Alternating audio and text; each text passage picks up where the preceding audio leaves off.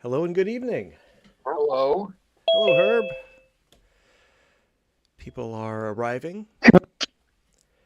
Sounds like we have a device with the sound on. Just a reminder to mute your device, please.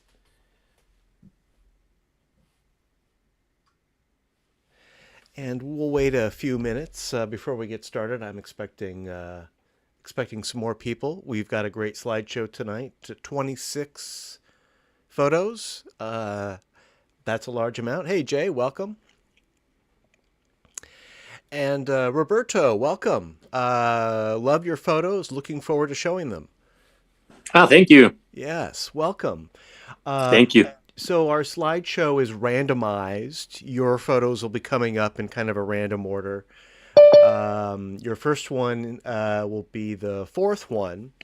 And, we'd love to hear about how you made it and what the subject is and anything else you'd like to share about it.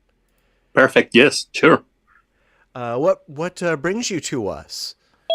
Well, actually, I am exploring. Well, I am a fan of 3D photos. Yeah. I used to have an HTC 3D about, I don't know, 12 years ago. And then I got this Fuji, the W3. The W3, sure. Yes, and I got the second one. I have two. And well, right now I am trying to get it into more professional photography, and I got two RX0 from Sony, and I am mixing both pictures, and I am excited with this new setup. That well, I believe in the picture you will see the actual setup, and you will see that it's working a little bit better than a lot much better than the W3 and the HTC 3. Well, it's a coincidence because I also shoot with a pair of Sony RX02s. So Oh you'll wow! see my photos, and we're all familiar with the W3. I actually wore out mine, but I think several of us are still shooting with the W3. Great camera. So really looking forward to showing your photos. Welcome. Thank you. And let's see, Tor, welcome. Before I get started, we're still expecting a few people, and I don't want to get started before too many of them arrive. While we wait, one thing I will say is that we won't see Steve Siegel tonight. He has a prior commitment. But we will see him next week, and he will be hosting a workshop showing us the Affinity photo editor that he's been hyping for quite a while now. And it'll be a brief workshop before our regular slideshow. I just wanted to announce that, so don't miss it. Oh, I forgot. Let me put the links in the chat. For those who are new here tonight, we have a number of ways to view the stereo slideshow. I'll be sharing my screen with full width side-by-side images. And we have some streams for YouTube, for Twitch. On YouTube, we have both a side-by-side and an anaglyph stream. While we wait, does anyone have anything they would like to announce or share? I just took a flyer on a new Blu-ray distributor I just became aware of. There's a German group called Turbine that appears to have licensed several recent Paramount titles that aren't available any other way. So we'll see what I get. I hope it's not an auto conversion. These are newer movies. This is Mission Impossible Fallout, Teenage Mutant Ninja Turtles Mutant Mayhem, just recent 3D titles from Paramount that don't have 3D releases anywhere else. Yeah, was Mission Impossible Fallout released in 3D in the U.S.? Yeah. No, it didn't play in 3D in the U.S., but there was a 3D trailer just before quarantine. Yeah, I can't imagine that I would have missed that. Thank you, Tor. Hey, Yeah. Melinda, I've noticed that at the New York Stereoscopic Association meetings, they've been using your photos for their Caption This contest. Oh, okay. Yeah, I submitted a bunch and then totally forgot about it. So I'm glad they're getting some Fire and forget. some visibility. Exactly. Um, are they doing something with it, or I guess it's just like kind of a game to Yeah, Yeah. come up with the funniest Jay titles? can Or probably explain it best. yeah, I'd like to see what they come up with. Yeah, I'm going to be putting the results on the pages. Right now, let's see, past show, it is on one of the past shows. I'm just checking. Well, it was nice to see, definitely. Oh, Joe, that's welcome. nice. It's Nice good surprise. to see I'll you be happy again. to see that. Yeah, yeah. Yeah, it'll be on, as said, on the New York website. Yeah, so check it out. I And just put the link. it looks like Jay just put that link in the chat. Perfect. Thank you. Okay, well, what do you say we get started with our slideshow? We're still waiting for a few people, but we can come back to them if needed. Let me share my screen here.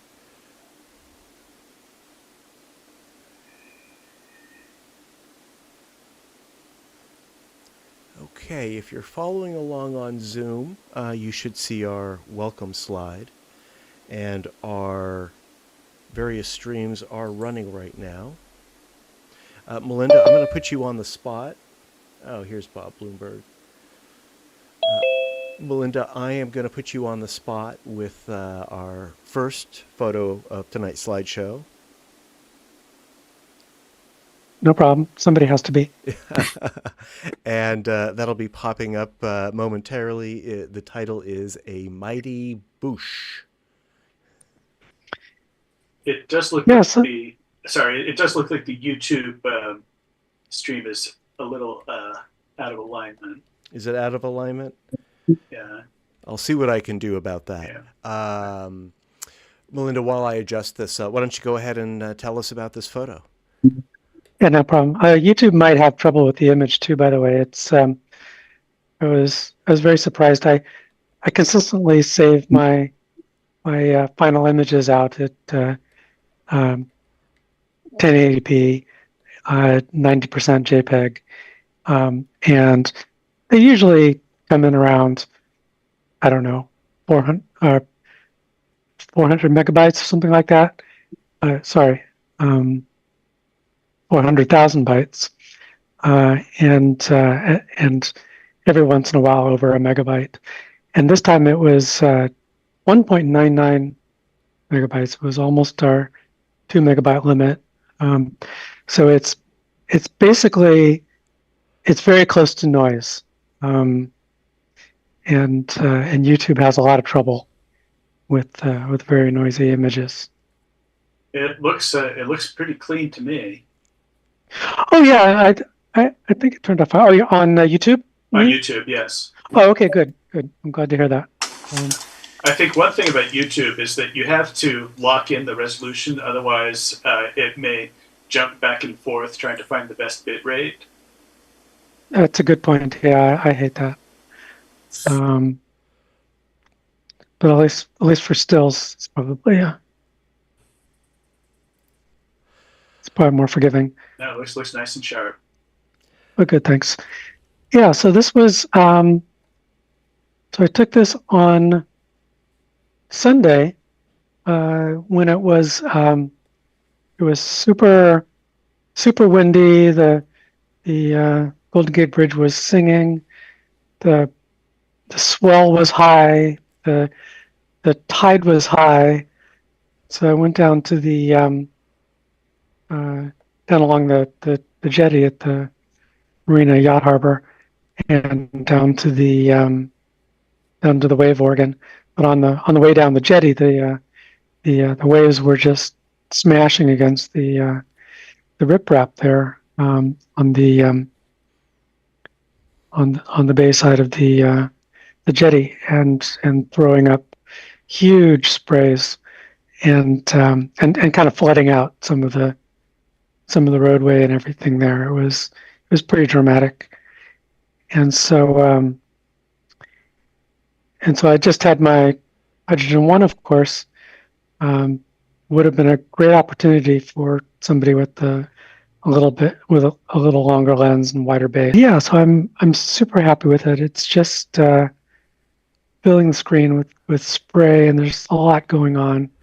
All the churn on the bottom is lovely, and clouds in the background. Beautiful blue sky day. There's Angel Island in the background on the left, and Alcatraz on the right, but of course you can't see any of that. And so yeah, it's this makes for a great abstract, I think. It's almost full frame. I didn't do much to it, just my normal filters, adjusting levels and curves, and I might have sharpened it. I don't think I touched saturation, but that's about it. That's pretty much what the camera saw. I have a question. How did you protect the camera from the water? Well, I got a little bit misted, but there was the way the sidewalk was designed, or they had very recently had to replace sections of it because it had gotten pretty much destroyed in a couple of spots, and there's a couple of spots where for about, I don't know, 15 feet of the sidewalk, it overhangs overhangs over the riprap, and so the water sort of hits underneath it and gets curved and deflected back over the top, and it sort of protects the sidewalk there. There was I saw one little patch of sidewalk that was actually dry, so I figured, okay, that's got to be safe, and so I pushed my luck a little bit, but not too much. I only took a few snaps, and then later on, when I came back from the wave organ, I was planning to look for some more opportunities, but the swell was down a little bit, or I guess it was between sets of big waves. So I was glad that I got these as well I could. I think the narrow base works for you here, or the clouds would be maybe too far back. It's a good space here. You say it's got good depth for you? Yeah, it's very comfortable depth. I think a wider base would have pushed the clouds too far back. Oh, yeah, interesting. Well, it would have been I would have gone for a very different shot. So the part where the spray is being directed up, it's hard to describe. It depends a lot on the angle that the waves are coming in. They're coming in almost straight on, but not quite. And that little bit off center meant that there were parts where the spray would run along the length of the jetty, and shoot a big moving fan of water. So it made a big textured wall that was really really quite beautiful. So that's kind of what attracted my eye initially, and I would have loved to have gotten gotten some freeze frames of that texture of the water as it's just shooting up in a straight wall. This is looking a little more over the top of it, and it's and it's not as high as those sort of rooster tails that are being shot up on other parts of the sidewalk.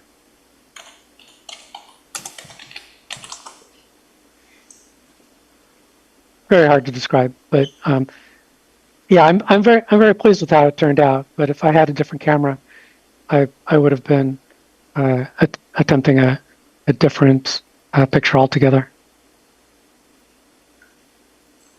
Well, thank you, Melinda. Yeah, this is exceptional. It would be good to play with the mirror effect. This gives a nice abstract. Oh, interesting. I'll try that. Did you try that? Yeah, I've been playing with it a bit. Yeah. Oh, okay.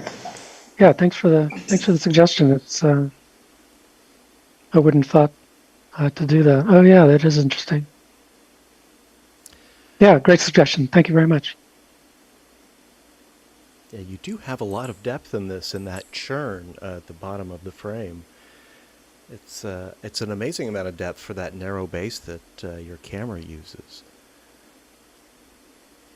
Yeah, it's pretty. Oh, yeah, that is interesting. It's thank you very much. Sure, thank you. Yeah, I don't know. Like churn at the bottom of the frame. Sounds like we've got a device on. An amazing amount of depth for that narrow base that your camera uses. Mute yourself. Yeah, it's pretty. Yeah, that is interesting. Okay, I think we've resolved that issue.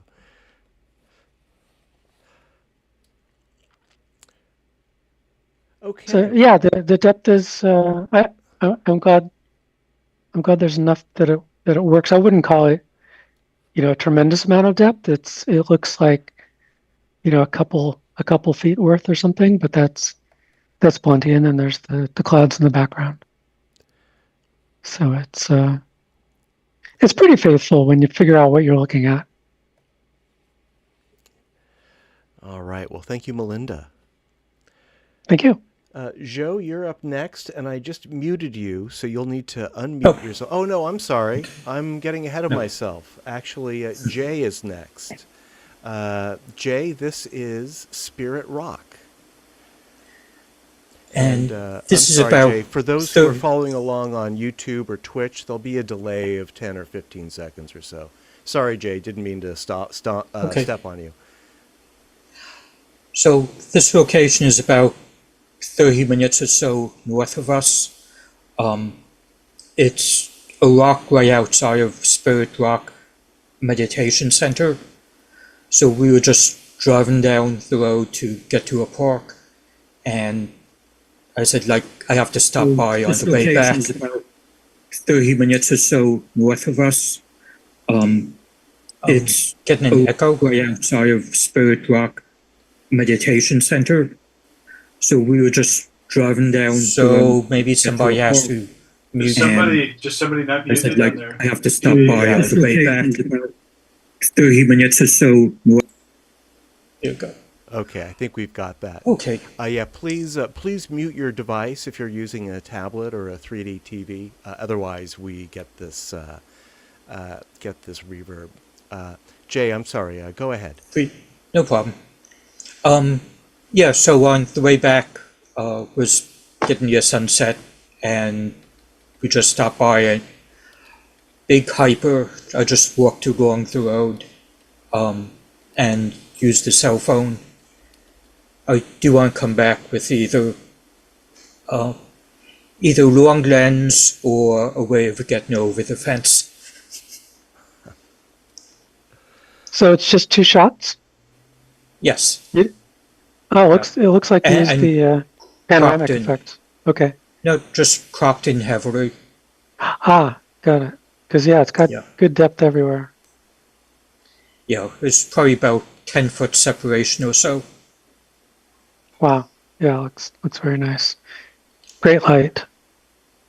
Yeah, I sort of want to come back same time of day, but with a full flash. Yeah, nice location near us. We know those hills. Great light too. Great time of day. Yeah.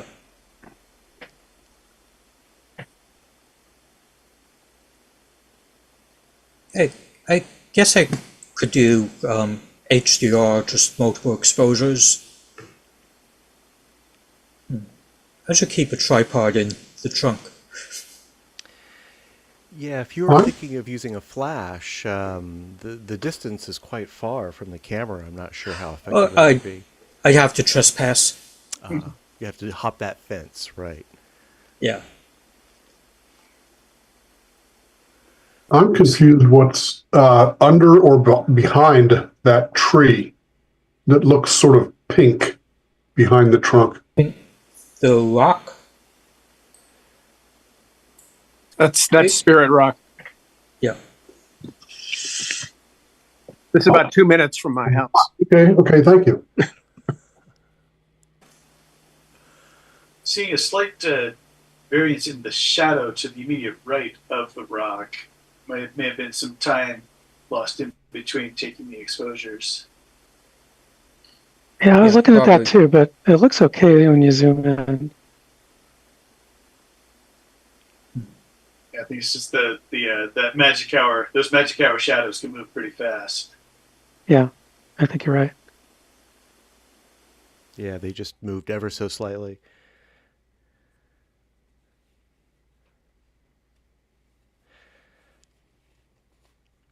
Yeah, I love how you crop this too. I guess you've got plenty of information to make this work.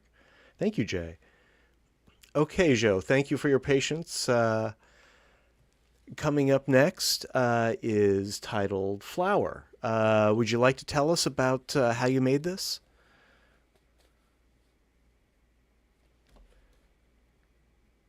And I might have muted you. You might need to unmute.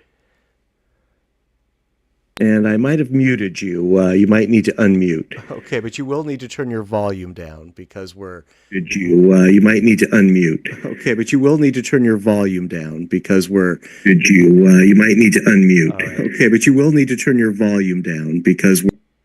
All right, we will come back to that. I'm not going to be able to let that run. In the meantime, though, let's give Joe some feedback about this lovely stereo photo. Joe some feedback about this lovely stereo photo.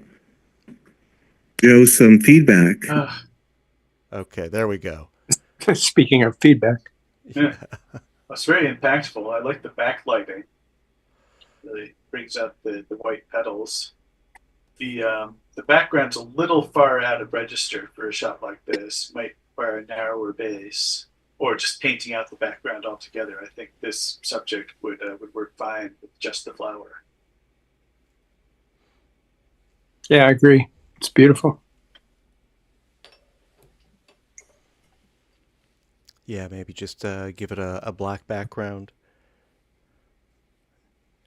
It's just that there's an element in the background that is definitely more than, it's a greater disparity than 1/30th of the photo. Looking at this on my Lume Pad, it's got a wonderful through the window effect too. Not too great. I would say, maybe just half of it is in front of the window and the rest is behind. Very lovely. I think a border would help too, since it's black pretty much all the way around. It would show where the stereo window is and ground it a little bit. Yeah, that's a really good point. I'm actually aided by some artifact on the YouTube stream. There's a little 1 pixel line at the top, which is kind of working as a border for me. I've got to fix that. That's not part of the image, but... I'm not seeing it here. At the top of the frame? Maybe it's just on the Twitch stream. I'm actually looking at the Twitch stream. Tor, did the alignment of the YouTube stream improve? I did make some adjustments. I think it was still a bit off, but we'll have to wait for something with a hard side by border. Okay, something, yeah, maybe with a border.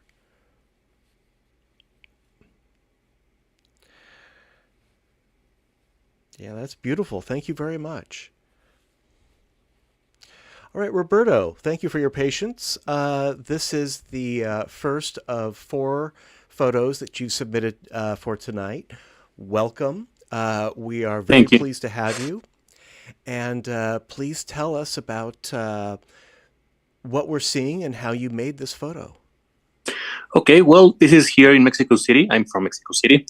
And, well, this is an industrial zone here in Mexico where they opened this new gallery.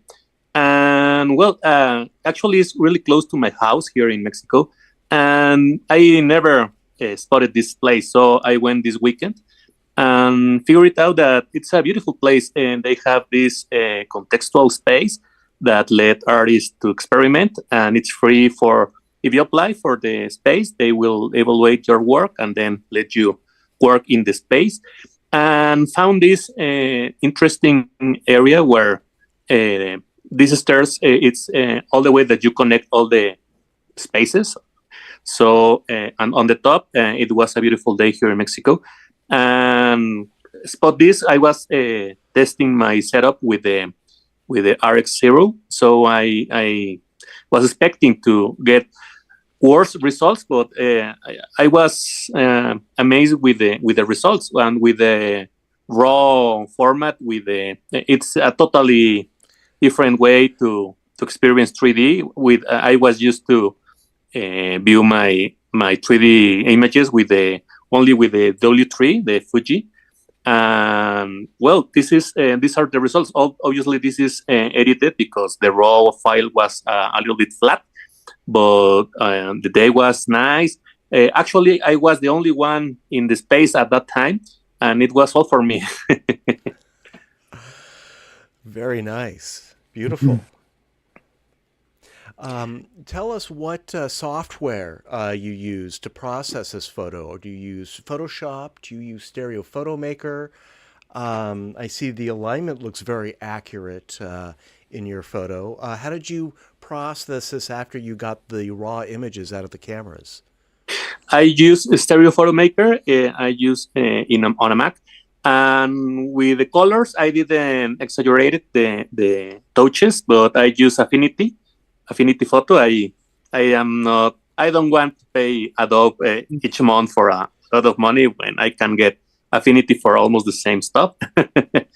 And the rig was 2 RX0s aligned and use manual exposure, manual shutter.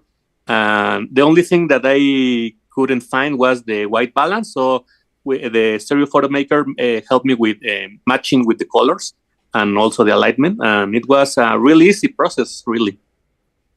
All right. Yeah, you're the second exhibitor here who uses Affinity. And as I said earlier, next week at the beginning of our meeting, our second monthly meeting, we're going to have a brief workshop on Affinity. We'll get a short tutorial. I think a lot of us are thinking about leaving Photoshop behind, and Affinity seems to be a popular choice.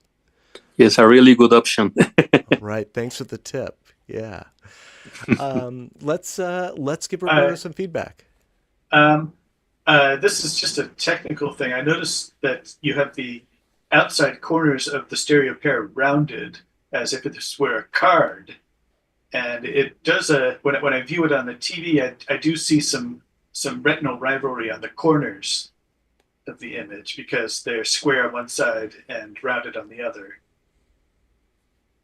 Well, yes, actually, I am beginning using the Stereo Photo Maker, and that was an output from the stereo photo, and I couldn't find how to make it square. Interesting. My guess is that you rounded the corners before you set the final stereo window where it is, so the outside corners got chopped off. Okay. Yes, So, I Yes. Yes, I couldn't find how to eliminate this feature of Stereo Photo Maker that round the corners of the stereo picture. That's a fascinating subject. Is that some sort of chrome sculpture on the landing across from the stairs? Yes, in the space there were two of this kind of sculptures. I believe we are going to see another in another picture. But yes, it's a chrome and really polished, and with the flares, it looks like I believe that I didn't send that one with the sun flares, but the other makes the idea of the reflection really. I believe it's a really nice photo. Thank you. Thank you.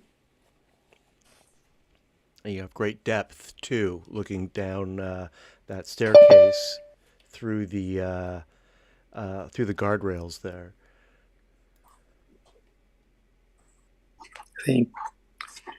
Yes, I was trying to get something really close to me with the stairs and something really far with the building. So I believe I got the depth.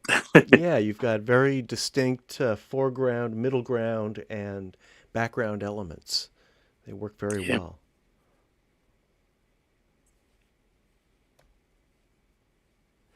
All right. Well, thank you, Roberto. We'll be seeing more of your stereo photography in this slideshow. Thank you. It's so exciting to have a new contributor, someone with a unique style that we're just being introduced to. So thank you for submitting these. Thank you. Now, our next photo is by Oleg, and I am expecting Oleg. He may be tied up or he may have forgotten. I only have his landline number, so I can't text him. I think I will call him in a bit just to remind him that we're here. So I would like to move on from this one. I am expecting him to come so that we can hear his comments. If not, we'll come back to this and we'll share it together, and Oleg can hear our comments on the recorded YouTube stream. But until then, I'm actually up next. The title is Sadie Presidio's Pet Cemetery. This is a photo taken at the Presidio Pet Cemetery, which is the pet cemetery for officers and their families stationed at the Presidio in San Francisco when it was a military base.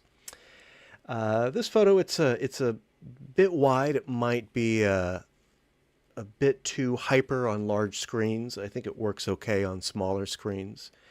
Works here for me. Okay, good. I took this with my Sony RXOs. I did have to do quite a bit of work in Photoshop's Camera Raw filter because really, at least this time of year, the sun is always behind these markers. And now with the new Presidio Parkway built over it, which you can see in the background, it's always in shade. So this was very dark, and I really had to bring it up a lot, which I don't usually like to do, but I really had no choice here.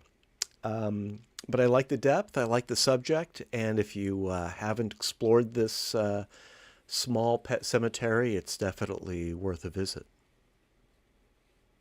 Yeah, I definitely recommend it. It's in my neighborhood, and I've been there many times. It's and I watched it during the retrofit of the whole Doyle Drive thing. It took five years and like $5 billion or something, and I could tell by the way they had fenced off this little tiny patch right in the middle of this unbelievably huge construction site, and I'm just so sure that they would have they'd have given anything to have not had to worry about the pet cemetery, but they very carefully worked all around it and didn't destroy it. And in the end, it looks okay. I think I remember you submitting pictures when that partition was in place. Is that right? You know, I was trying to remember myself. I've taken pictures. I couldn't remember if I had submitted any. But I like this composition more than anything that I've taken. I think those what are those forget-me-nots or something are blooming. It's really beautiful. The Elysium, yeah. And yeah, I like your composition and everything. It is the light is very harsh in the background. I don't know what you can do about that. It doesn't feel forced in the foreground, though. No, the foreground is all perfect. And I like the juxtaposition of the highway. But it looks challenging to get them to play well together. Maybe taking the highlights down a little bit might help. I will try that. Yeah, but, they definitely are hot. Yeah.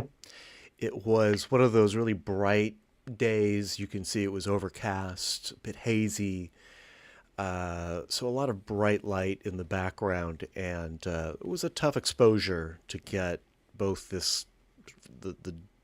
the portion in shadow that I really wanted to feature, and then that bright background. So I will try that. Thanks. And this is a good. Sorry. Oh, if you're really adventurous, you might want to come back and shoot it in the morning. So the sun will be coming from the right instead of the left. That I definitely will do. Yeah. My wife and I actually, visit the Presidio pretty regularly. And I know I'll be encountering the pet cemetery again sometime this year.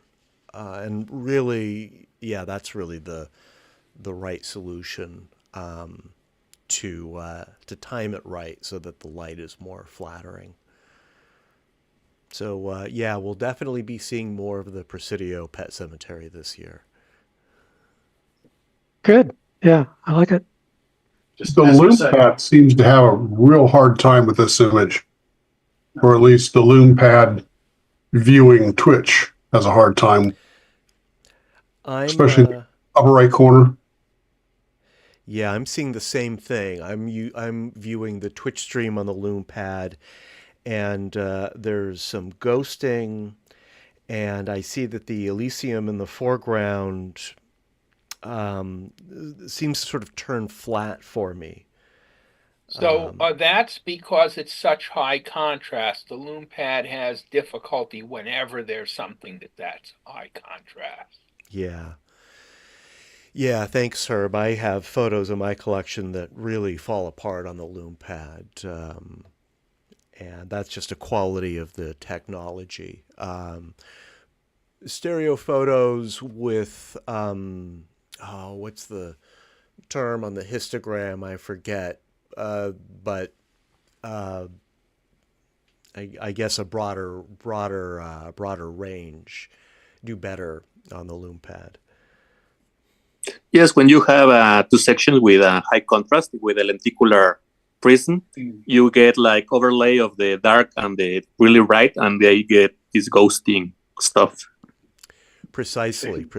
Are you using a Lume Pad, Roberto? No, but with my W3, I suffer of this. Sure, the auto stereo screen on the W3. Yeah, that's exactly what's going on. This is a good opportunity to check the alignment on the YouTube. It's only maybe a 10 pixel thing, but well, let's. I try converging.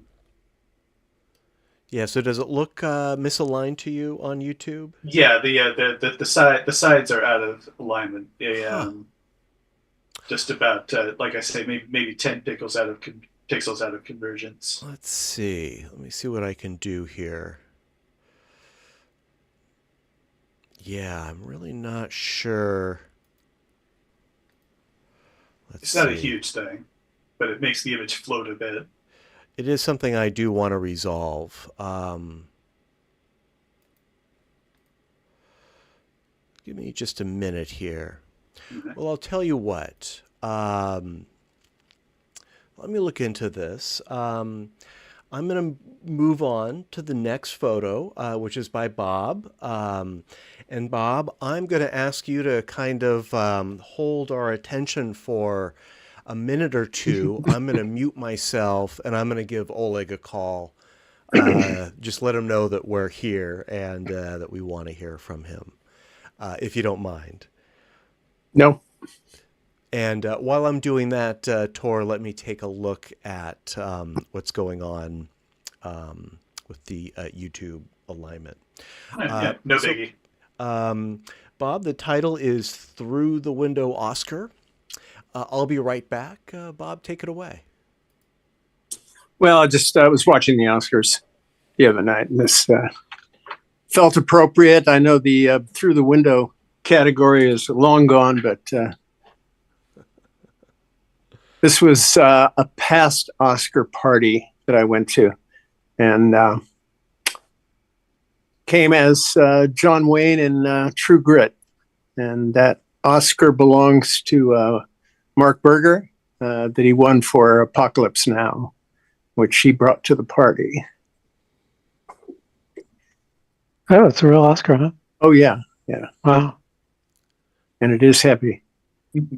I really haven't had much time this week, so I've kind of put this together yesterday, and I wanted to wrap the text in a curve around there, but it was proving a little cumbersome, so I just kind of indented it into the award. I think it works I'm okay. Sorry to hear that. Oh, it's a very understandable choice. Yeah, there were some. I should have shown. People were asked to bring dishes to the party that reflected Oscar nominees, and my contribution was a peach pie with. I wish I had the photo. I have it. Maybe I'll show it next week. But it was a peach pie with a crown and a set of false teeth. So it was the king's peach pie. Ugh. Yeah, I know. Oh dear. Oh, yes. That took a while to hit. At least it wasn't American Pie. No. I was gonna say. The slideshow right now? And or just pie. Huh. yes, right. Oh. I don't see that you're a participant. I like the reflections on the light fixture. We got two separate sets of brass specular highlights I here. think you're probably watching one. Yeah, of like that. It was a confusing background on my right there, and I just took that out. It was a doorway into another room. It had a lot of anomalies, so you can't I just selected it and Okay. made it a solid. I'm sorry for the techtechnial glitch. And I also filled in my eye patch. I actually had a hole in it so that I could see as I walked around. Because I like looking at 3D when I'm at a party. So that's okay. You did a good job. Back to your it was an easy fix with that you can hear our content fill. So enjoy the slideshow. And there's not much else to say about it. What's going on with? I thought it would make a nice anaglyph as well, since the color scheme is the moon is in a phase or something. Who knows? very favoring for anaglyph. With everything. And it's a nice, comfortable composition too. I mean, the borders are comfortable, and the amount Call me first. of through the window you have there is also. All right. Well, I'm going to let you go. Yeah, I played with comfortable. It was hard to push it out. I wanted to push it out a little further, but the type proved a little problematic for that. Also, a little concerned about the blown out lights, but it doesn't bother me. I kind of like that overexposed in the background. Yeah, No, the lights are fine. I'm enjoying the 3D texture of looking down your sleeve at your watch. Oh yeah. No, it was fun. Now I'm supposed to I'm supposed to riff here, right? So I don't know if there are any other questions about it, but Bob, I'm back, so you're off the hook, Okay. entertaining the whole group. Thank you for supporting. No, my pleasure. Right. I just hopped back in. I didn't mean to interrupt. Were there any other comments or discussion for Bob? I think we're All right. good. Well, Bob, you look great. I can tell you Well that. timed. Oh, thanks. I would comment that your hat leans a little bit more towards Indiana Jones than Yeah, well, you work with what you have, and I just have John Wayne's chapeau, so you just need a little bit more cowboy on that hat. There. yeah. Oh, I did have his name in the film is Rooster Cogburn, so hence the pin on the hat. So That I like. All right. Thank you, Bob. Sure. All right. I just got off the phone with Oleg. He is with us. He can't connect on Zoom. He's having some sort of technical problem, but he is watching the YouTube stream. So I'm actually going to go back to photo number 5. So bear with me here. Got to get through mine first. So that we can enjoy and discuss Oleg's view towards San Pablo Bay from the refuge. And I know that Oleg would be interested in any thoughts or comments that you might have. Graphically, it's stunning. Yeah, it's lovely. Beautiful. I mean, Oleg's been doing these complex shadow studies for a while, and that this is a terrific subject for it.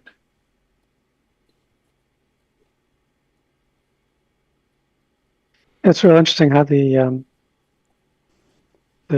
shadows hit that corner right in the kind of in the middle.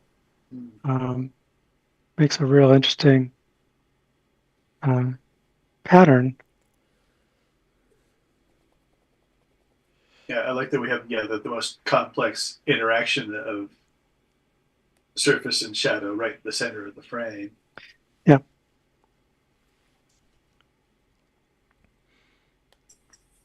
And the wide angle view looks really nice with this interior. It's very architectural too. The angle is wide, but the verticals are very straight. I'm sure he took care of that. And we've got that background element, that utility pole, perfectly centered, almost like a target, centered vertically and horizontally. It definitely draws my eye in. Yeah, my only criticism is the color levels look a little washed out. I think even just using the auto color in the levels tool will bring out a lot of tonality that's being kind of washed out. I like the green. I think we could use a little more blue. Yeah, it'll bring both of those up. It'll saturate them a little more, because the some of the histogram for the red, green, and blue channels are being stretched unnecessarily. But auto levels will fix that right up. There's another image coming up where I think it will also help. I'll point that out. This would also look terrific as a monochrome, I think. Mm-hmm.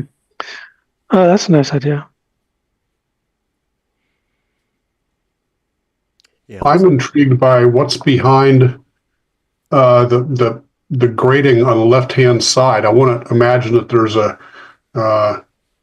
cattle out there, maybe. That was my guess. I can't quite make it out, so it's intriguing. Yeah, it's a mystery. Hmm. Yeah, it does look like a hazy day shot.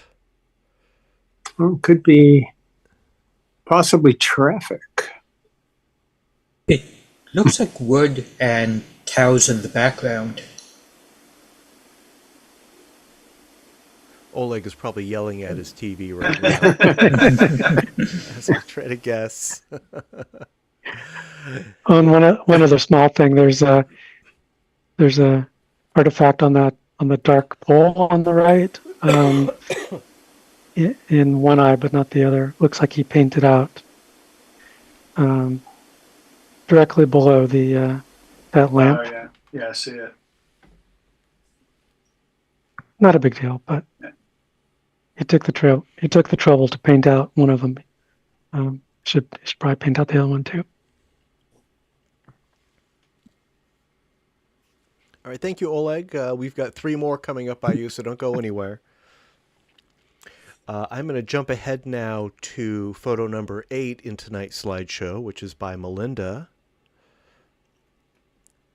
And it's coming up.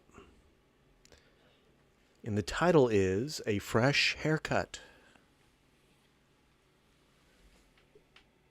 Yeah, just a tree in my neighborhood. It seems like all of the ficuses are getting trimmed at I guess they get trimmed at the same time of year, so they all look very spiffy, and I liked this one because it you could see up underneath it and get an idea of the distribution of the leaves, and just really appreciate the shape. The exposure is terrible, but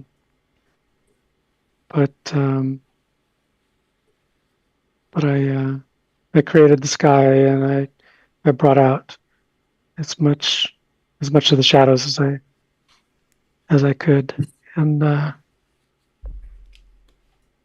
so not much to say about it. It's just a tree. A well-groomed tree. A well-groomed tree, indeed. I don't know if you need the portion of the tree on the upper left, since you've got this tree centered so beautifully, and it's such a centered piece. It's a little distracting for me, for my taste, anyway. The neighboring tree. Yeah, I would. Yeah, you could paint that out. I'd lose it. Yeah. Maybe. I mean, if we're giving him such a beautiful haircut, I might even want to get rid of that one spare leaf over there too. Oh, well, the more you look, the more spare leaves you start to see. And, that was the only one that really. Oh, okay. Yeah, I had taken out quite a few, and this is where I stopped. You can make yourself crazy doing this, but. Yeah, I was going to point out another one, but it turned out to be a speck of dust on my iPad. Yeah, the one thing I did spend some time on, there was a banner sign in the lower right, so I just painted it out. So that kind of yellow-green patch had some writing on it that was distracting. That's all. It's a nice contrast between the natural forms of the branches and this attempt to form the tree into a geometric shape. And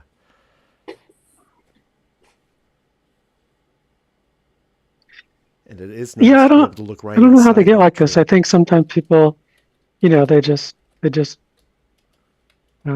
trim down whatever sort of shape it happens to be in when they start, and that sort of, then it's a sort of self-reinforcing thing.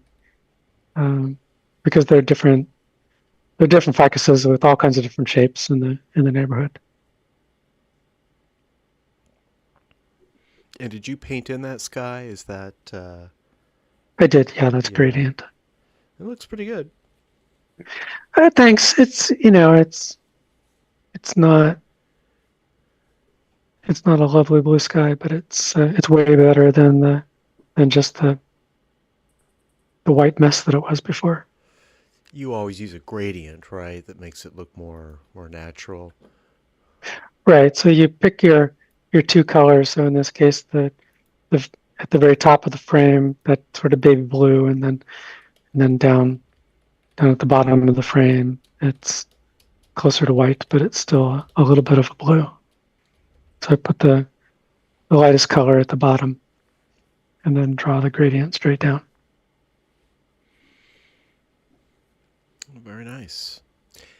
Incidentally, Melinda, if you haven't seen it, Jay posted the caption this photo of yours from the New York Stereoscopic Association meeting. There's a link to their website, so check that out. You can see exactly what they saw. Yeah. I try to make the New York Stereoscopic Association meetings, which are on Saturday afternoon West Coast time. For the last two, I've only been able to watch the recording on YouTube because I've been out shooting. So I haven't been able to participate in the caption contest myself, but I certainly recognize the maker of the photos. All right, thank you, Melinda. And that's it. Oh, go ahead. So it's a contest then? They pick a winner for the they use best the straw caption poll, and Jay can explain exactly how it works, but at the end of the meeting there's a poll. Yep, before the actual show, half hour leading up, we just put the picture up and people type in the comments what their idea for a caption, and then after the show people can vote and display the result.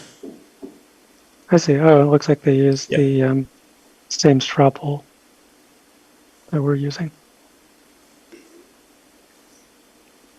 Yeah, the first part of the meeting is just discussion, and the caption this photo is left up for quite a while for people to see and come up with their caption.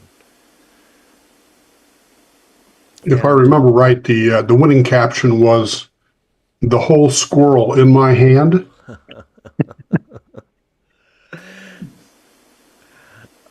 And I know the meetings are eventually posted to YouTube, the recorded meetings. So if you're curious, Melinda, you can go back and find them on YouTube. Oh, nice. Thanks. I will attempt to do that. All right. Thank you, Melinda. Jay, you're up next with Borges Ranch. I think I pronounced that correctly. I'm not sure. Yeah. Went this weekend up there. Again, it's in Walnut Creek, and they've got a farm and hiking trails, very easy trails. So just interested in, not even sure what this is, and Cha-Cha with the phone. Is that your pointer there? Is there a mouse in the way? Matt? Yes, sorry about that. Okay, there we go.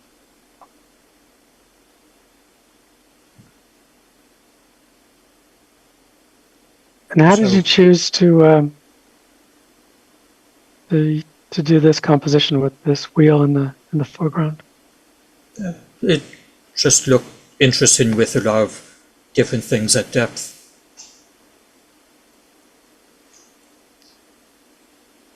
Yeah, I like the design of the wheel a lot. The composition is weird though. It's I don't know if there's a name for the effect, but like when there's an element like a a row of fence posts or anything that's sort of like defines a plane, it makes that plane part of the composition. So even though this creates a plane right in the foreground, and we can still see through it quite easily, it still somehow blocks the view. So it's a very weird composition. Not that it's bad. It's just that's why I asked if you're. I think I know what you're getting at, because the beams on the fence in the background are horizontal, so that they don't have real depth against the spoke of the wheel. That's an interesting point because vertical. If there was like a white spot on one of the beams, it might be something to cue on the depth of the fence. Or perhaps bringing out some detail on the wheel. Yeah, it definitely could have used the fill light.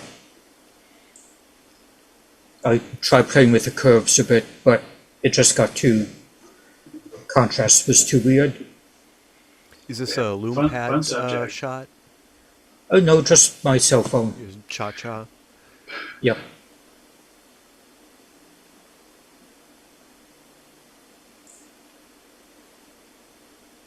Yeah, that's probably how you got that lovely saturated green and blue.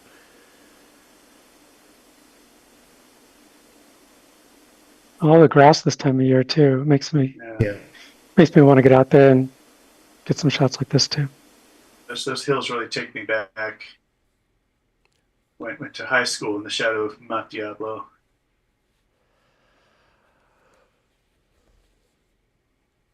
Well, I'm planning my annual Mount Diablo waterfall hike in April or May.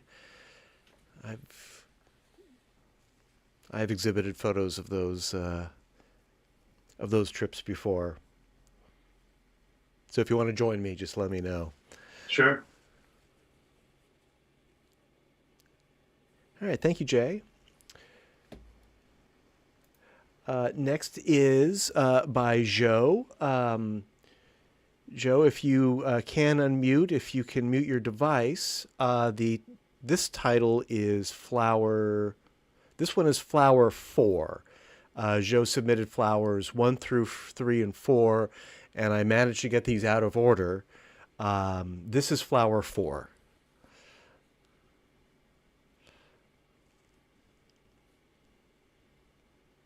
And I see this one is really in front of the window. For me, it's almost like a hologram. Great presence here. Or maybe a phantogram.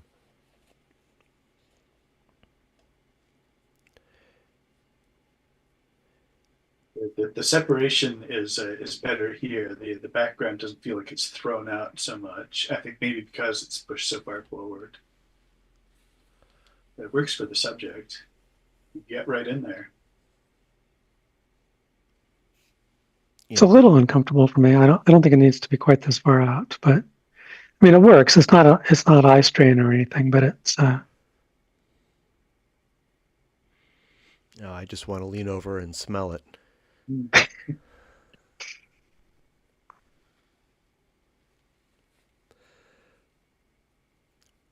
This, I think,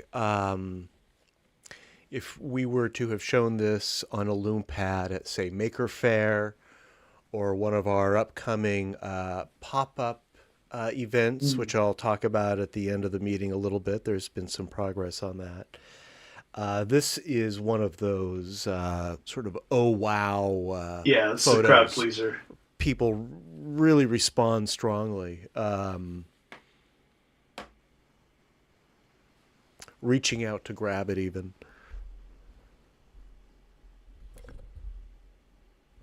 An incredible detail on the flower. I can see the pollen.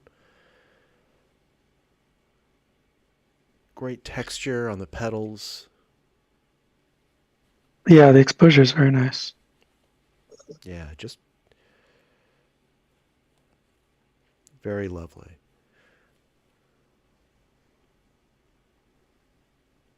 Well, Joe, I hope we can hear your comments at some point.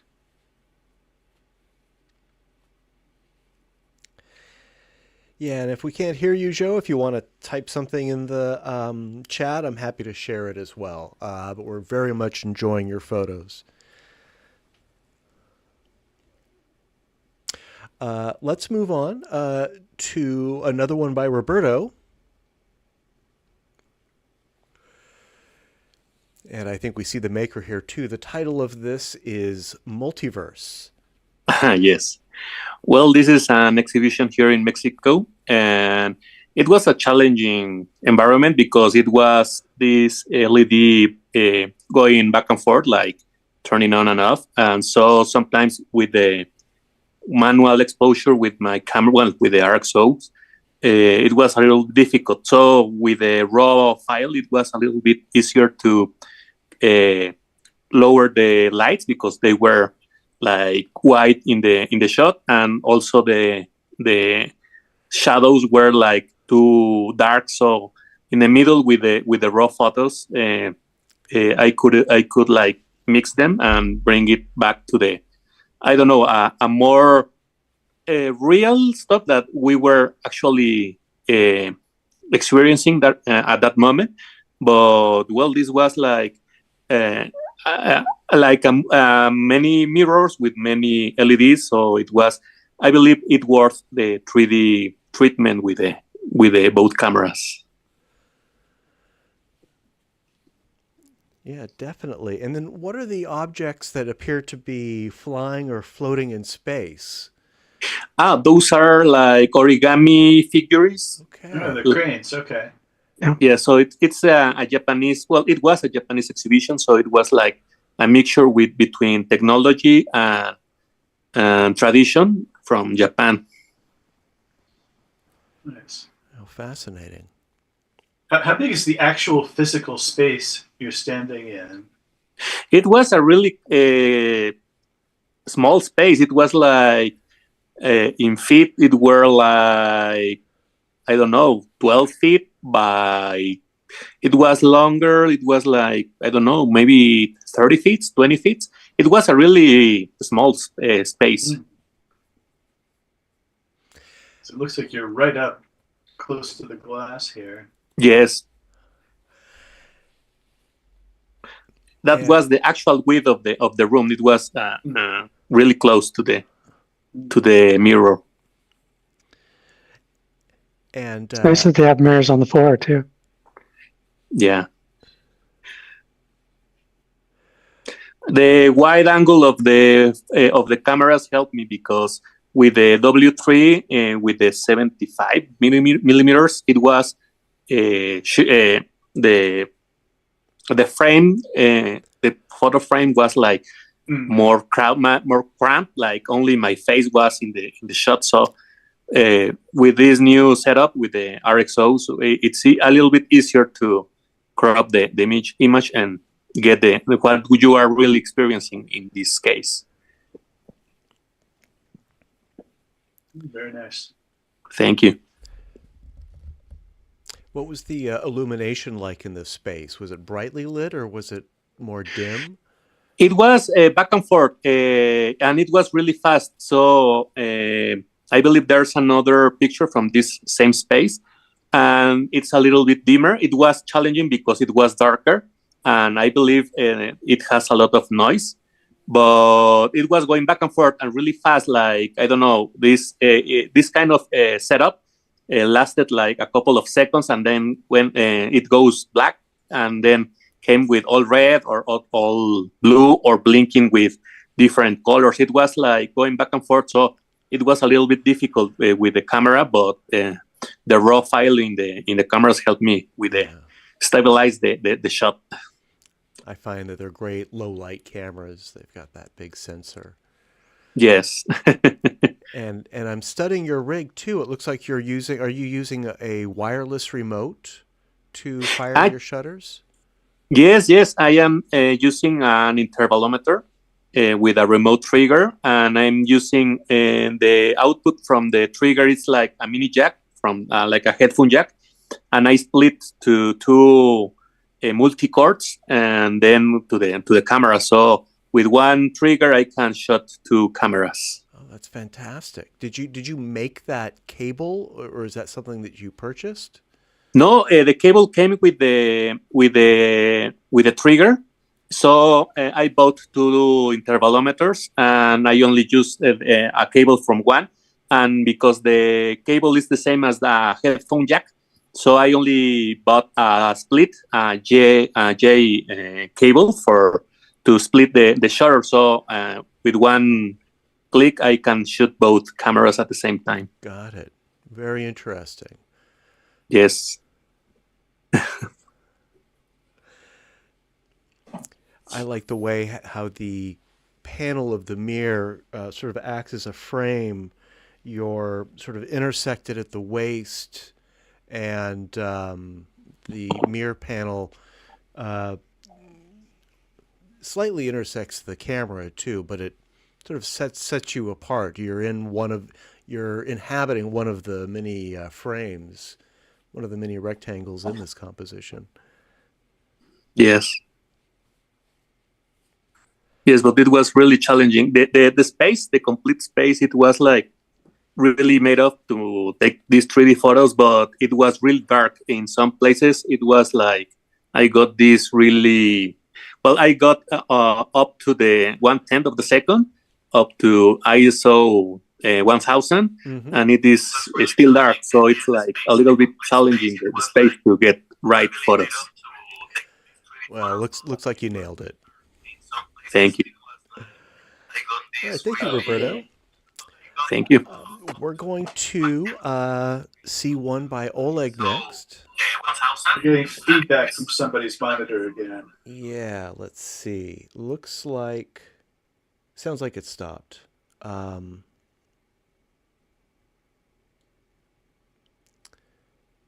Okay, and Joe says that he's having trouble with his microphone. He can hear us. So thanks for letting us know. We'll discuss your photos, and feel free to type anything in the chat if you'd like to share. Until then, let's give Oleg some feedback. The title is Lunch Table at a Sonoma Valley Winery. Yeah, this is very lovely. It's the other one that I mentioned that I think would benefit from auto levels. It's there's more color resolution that is not being used, but it's also realistic too. I'm sure it's I'm liking the a hazy day. Yeah. Yeah, but they have the graphic shadows.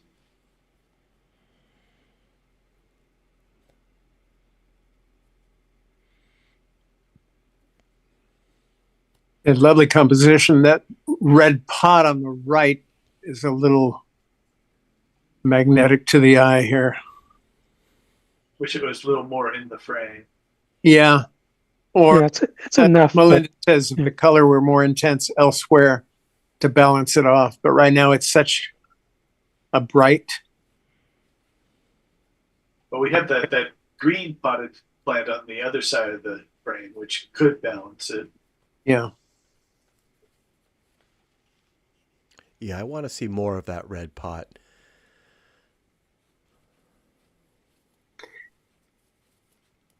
Well, there's always AI. This could be a good use for it. Yeah. Yeah. I mean,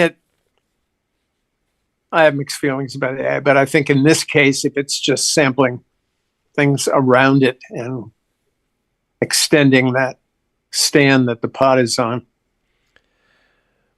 It would do something weird with the tree branches. Yeah, you could do a bunch of cloning, but that'd be painful. Yeah, I've had very mixed results with generative AI and stereo photos. Does a great job, but not consistently. I like the multiple vanishing points. Is this a vineyard? Not sure what that. It is a vineyard, yeah. Well, it's yeah. Yeah, I love the shapes and shadows and geometry of it. It's beautiful.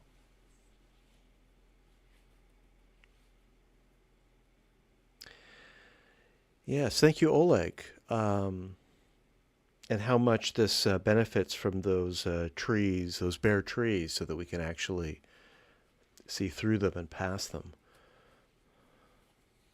Oh, and I just noticed if you have to zoom in on the right, but the vertical pickets on the field on the right you get that crazy I was just strobing talking about effect. the multiple vanishing points. Yes. Oh, okay, that's what you meant on the right. Yeah. So, but it's not visible without zooming in, I don't think. Or is that what you did too? I've got it on my TV, and I'm seeing Oh, what I okay. think we're talking about.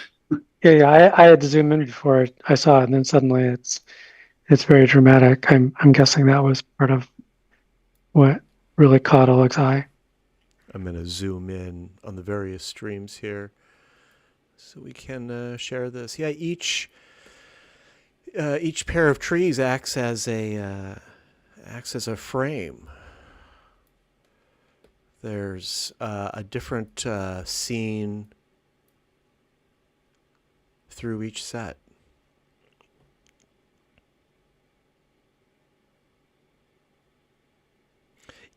So I think this is zoomed in on all the streams. Do you see it, Melinda? Is that what you were getting at? Yes. Okay. I didn't. The effect is not very strong. Side by side at full screen. But it is there, yeah. Yeah, it's definitely there. As soon as I zoomed in, it's like, oh, okay. It's really now I see what he was looking at. It's its own stereo composition. In this shot, how far are the lenses? Well, I'm using 65 millimeters for my regular photos, but in this case, it's a little bit farther. I can. Oleg tends to shoot with two digital SLRs yoked together, so his separation is probably around 8 inches, something like that. I think it's 6. 6, yeah. Yeah. Okay, thank you. 6 inches and wider lens. I forget exactly the size of his lenses, but they are wider lenses. Thank you.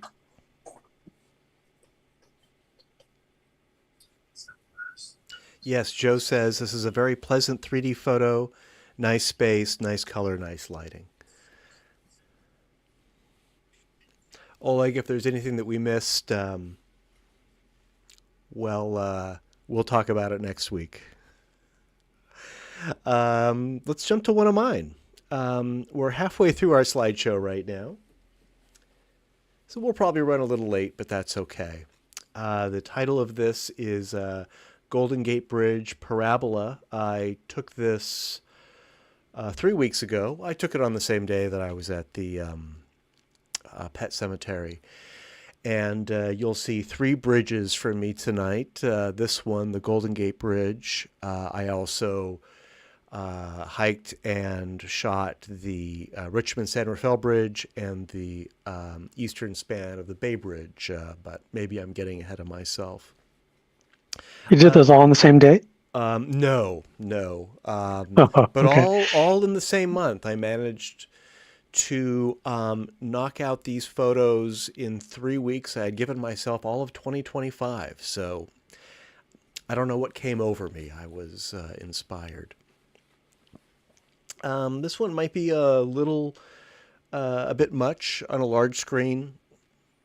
Again, it is a bit hyper for the subject, but that's what I was going for. It's working for me. It doesn't. It should feel extreme, but it really doesn't. I did have to wrangle the horizontal alignment quite a bit to make it work. But I thought this was a unique view. I've never seen this view photographed before. You've got... looking down between the stays, yeah, I haven't seen that. Yeah. And I'm not hanging off the bridge or anything. There are if you've walked across the Golden Gate Bridge before, and I'm sure many of us have, there are these balconies, and I learned that the name for them are actually belvederes, and it's pretty clear walking across the Golden Gate Bridge that the engineers knew that they were making something special, and they there are plenty of places where you can stop and admire this engineering marvel, and that's all I have to say about it. Well, it's very dramatic. I mean, it's a spectacular picture. It's also quite a bit through the window. You might want to do a false frame to sort of show where that is. I have it all behind the window. Really? Yeah. On the YouTube anyway. I think a false frame could could be used here because it's so extreme in the foreground. A false frame might make this more comfortable to view, because it really is. It's a line that shouldn't be through the window, but I think it's just. I think prominent. Gosh, I mean, I know Tori's saying the opposite, but to me, I'm getting almost everything through the window. I mean, if I sway back and forth, you know how you get that artificial perspective shift feeling when you move around a stereo image? Yeah, I mean, everything's the axis is all behind the frame. Yeah, I turned on the grid view. It looks like it looks like the window it sort of intersects the hand railing, like more than halfway to those people. Yeah, again, on the YouTube, it's all behind the frame. That's weird. I'm turning the grid on. Let's see if I can get this to work. Melinda, what size screen are you looking at? 1920 by 1080, 1200, something like that. In inches or centimeters. 17-inch diagonal. Melinda, Perspective certainly makes it feel like it's out over us and beside us. I mean, maybe it's not. Maybe it is. Maybe I'm just not fusing the grid right. It's very. Yeah, maybe I'm just fooling myself or something. Well, it's a difficult image to resolve. I bet if I cropped, I could crop quite a bit off the top. I wanted to have sort of this massive cable displayed more prominently, but it might be sort of getting in the way and making it hard to. I like it. I think it makes the picture. Yeah, I think it's fine. Whatever it is fine. I think my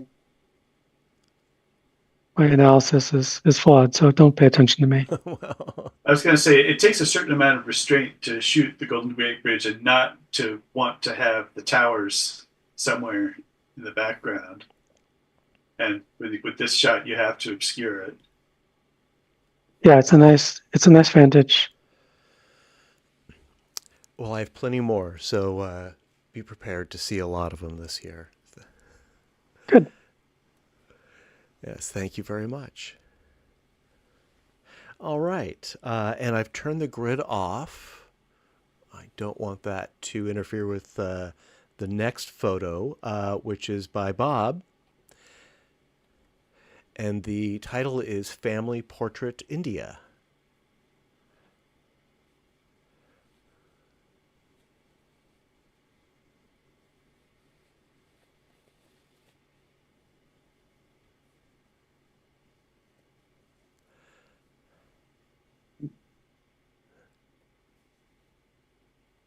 I was curious to get a reaction on this. Yeah, I'm digesting. We've got a flash here, Mm-hmm. and this isn't a conversion. No. No. Wow. Yeah, the floating flash shadows are giving it kind of a vibrating effect, which actually sort of adds to it. Yeah, the original was unviewable. It was so soft and blurry, and this was put through Topaz, Okay. and it really helped, I thought. But I still see all of the flash anomalies, but I don't know. It didn't bother me, but I wanted to get a reaction from. Yeah. It seems like the enhancement is having more fun with the pattern on her dress than with the people's faces. Mm-hmm. But I just loved all the expressions and Yeah. the feel of it. Yeah, definitely worth saving, worth exhuming. Yeah, I mean, I could go in. The only part that bothers me in terms of the shadows is just to the right of the girl in the foreground.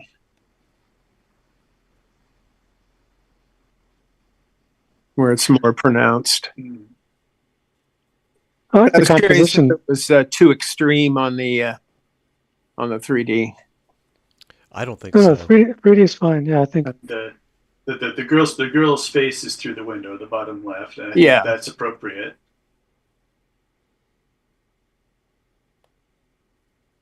Yeah, I was very pleased that I was able to salvage it. Yeah, it's a great portrait. Was this a posed portrait? No, we were, I think, the only non-Indian people at this festival, and just walking around, and everyone was very friendly, and I asked if they'd mind if I take their picture, and they were more than happy. Yeah, what a great reaction. Yeah, I have several wonderful portraits from this trip. I would say, Topaz has definitely worked on it. It's given it a kind of an energy. At first I thought maybe you had shot this out of a moving vehicle, and I was seeing maybe some motion blur or something. I think it's very pleasing. I think it adds something.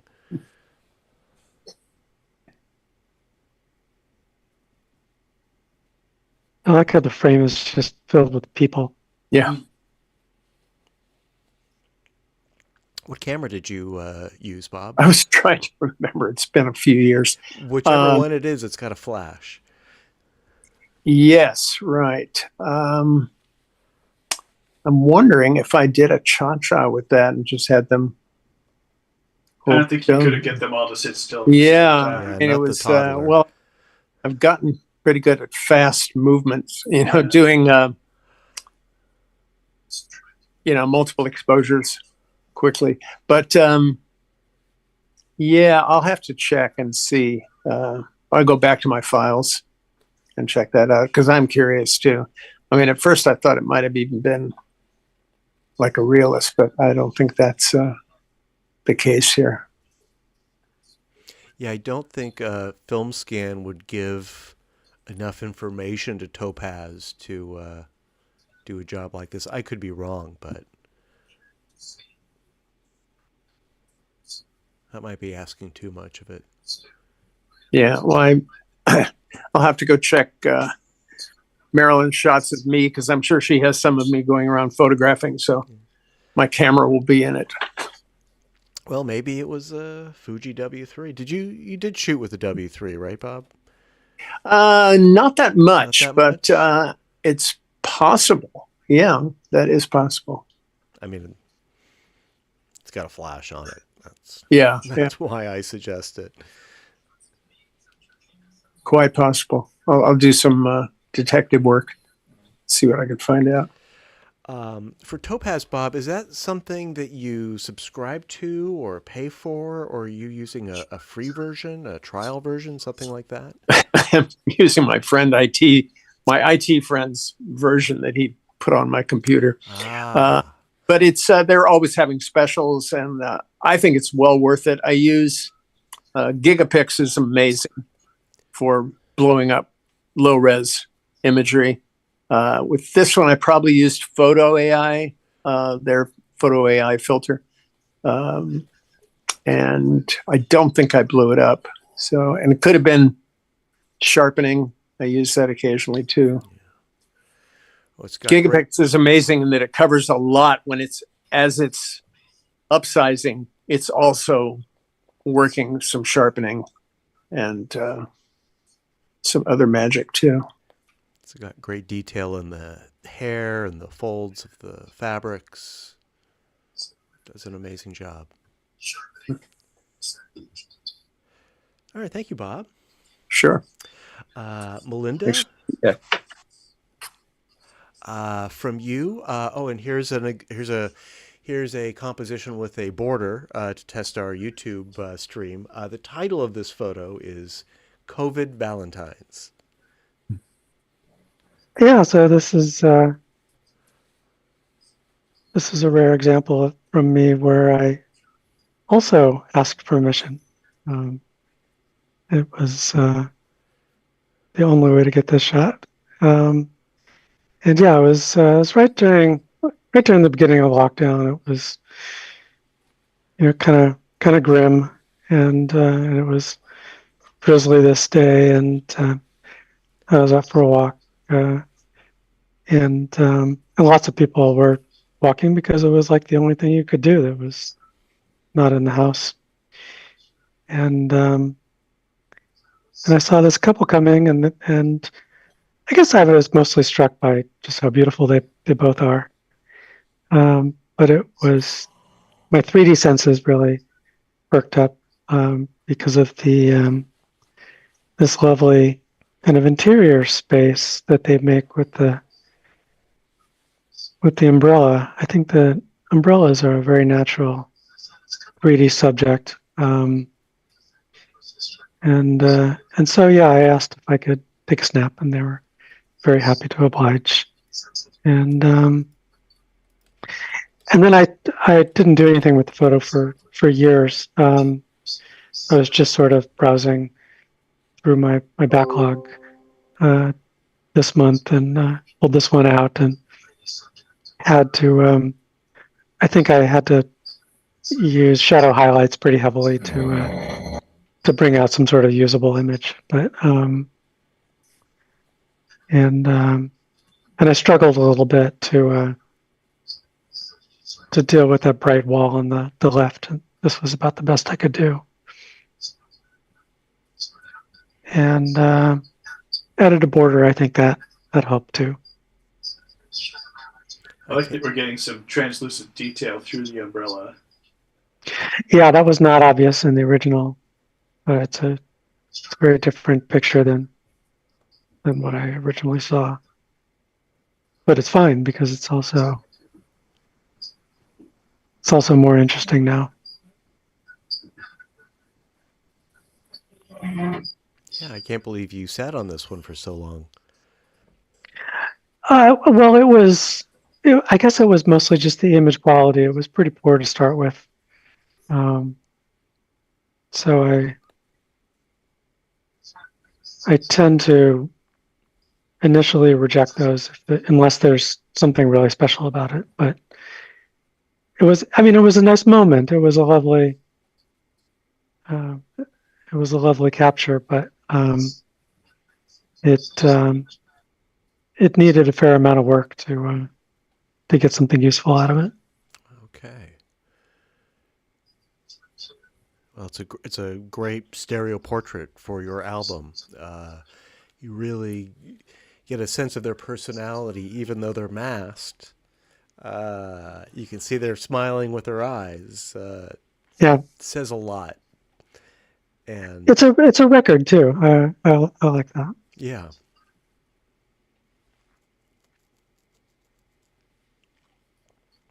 And very good depth. I like the space that they create with the umbrella, as you pointed out, but there's a lot of depth behind them.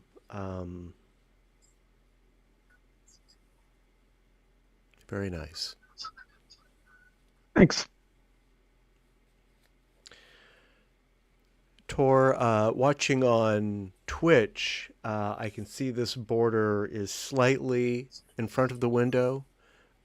Is that your experience on your TV with YouTube? Let's see. Yes. Yeah.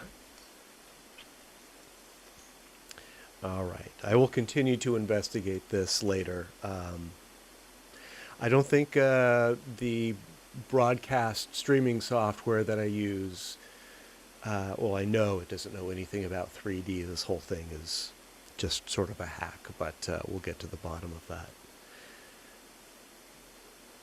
All right. Thank you, Melinda. Thank you. Let's go back to Jay, and let's go back to the Borges Ranch Trail, which is the title of this photo. Yeah. Same place as that real picture, and just 15 minutes or so longer trail. Again, cha-cha, and I used curves to really bring out the highlights. It was kind of blown out.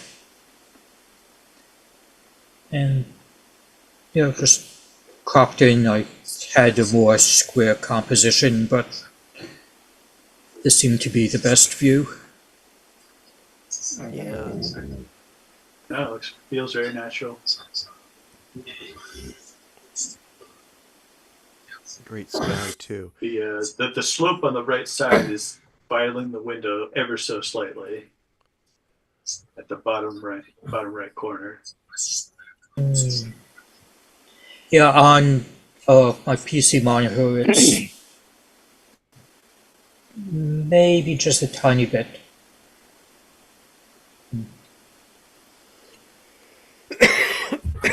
But yeah, I'm loving the texture of the roots. And at the oaks, even far back, we're getting some nice detail. Yeah. Yeah, the gully just went all the way back.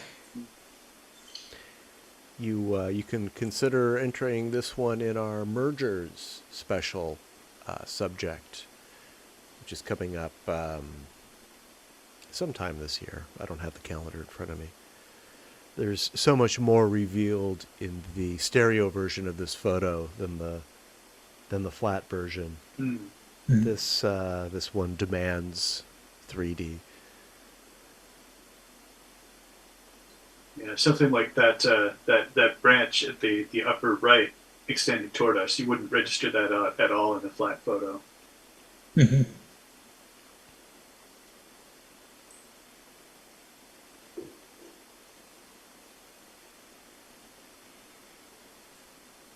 Was this a cha-cha you said, Jay? Cha-cha, yeah, with a Motorola phone. Nice. Did you have to adjust the clouds or the sky or anything? Yeah, like the grass and brown, all the highlights were really blown out, but just bringing down the curves, really made it work. So no repositioning of elements or anything like that. I'm sorry, what? No repositioning of objects or elements or anything like that. Just No. color correction. Yeah. No, just a curves correction. Yeah. The clouds just stayed where they belonged.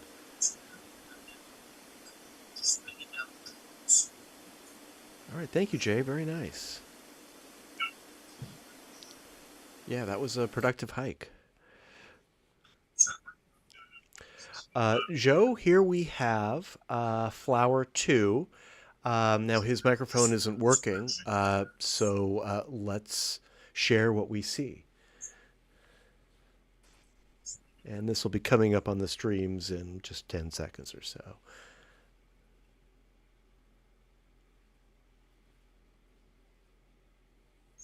And very impactful. I wish we had the top tip of that petal in the background there, but yeah, I like the light. So are those the pistils in the middle? I forget my terminology. I think that's right. I remember I had to memorize that once. Ah. Yeah, the background is very comfortable on this one too. Yes. Yes. and it really serves to contribute to the depth. I think it's not as far through the window, which makes it easier to see together with the background.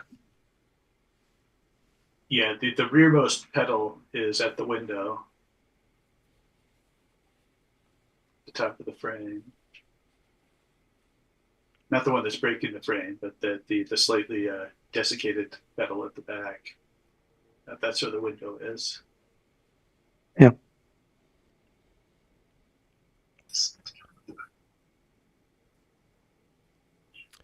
Joe says, thanks a lot. Very much like to have your comments.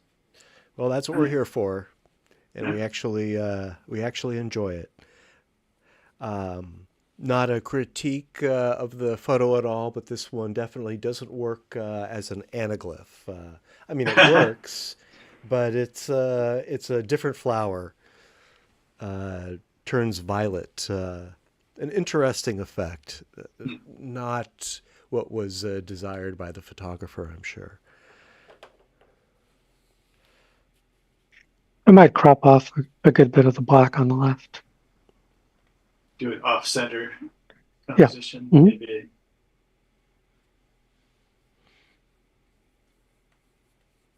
If you wanted to go really crazy, you could use a false frame and have the flower overhanging the whole right-hand edge. We do have a false frame special subject coming up sometime this year also.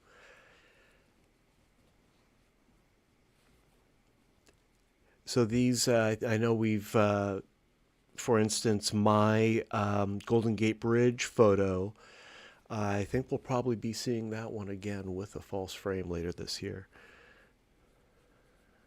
Oh, good. And yeah, and if this doesn't take a prize, then I would definitely suggest trying a false frame with it.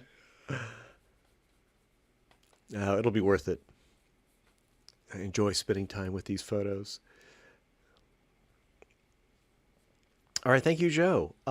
Roberto, incidentally, Roberto, as I pull your photo up, I have these mislabeled as conversions, but clearly these are all native. You took these with your Sony cameras, or maybe your W3, I don't know. So I only mention that just so that there's no confusion about how these were made, and we welcome 2D to 3D conversions, but that's not what these are. No, this is well, I was testing the setup with the RXO, and this is with both. And well, actually, this is the bullet with the exhibition, the last exhibition with the stars. This is the other piece that have this chrome finish that help reflect all the surroundings. And this seems to be like a sphere, but this is like a bullet. I see. Oh, okay. Trying Yes. to figure out why the reflection was concentrated like that, but we're looking at it the point head on. I see. That's right. Yes. So it's not a sphere as it seems to be at the first look, but this is more like a bullet, and it's a pointy spot where I took the shot. So I was almost erased from the shot. Excellent. Yes, this was with the raw picture. I could bring all the color. Well, it was a little bit flat when I took it. It was like a gray spot because this was in the bottom of the building, so it didn't have all this sunlight, and it was a little bit dark. So with the raw picture, I could bring all the contrast and a little bit color, a little bit of saturation of the picture. Yeah, the light looks very natural, and I don't see any like color artifacts or grain or anything that might indicate you manipulated the exposure or the shadow highlights or anything like that? Well, yes, I edited with Affinity. Mhm. I developed the both pictures, and then I crop it in Stereo Photo Maker. That sounds like a lot of our workflows. It's not that hard. I have Affinity in my iPad, and I sometimes I lay down and edit my pictures, and I send it to my Mac and finish the result with the Stereo Photo Maker. Oh, nice.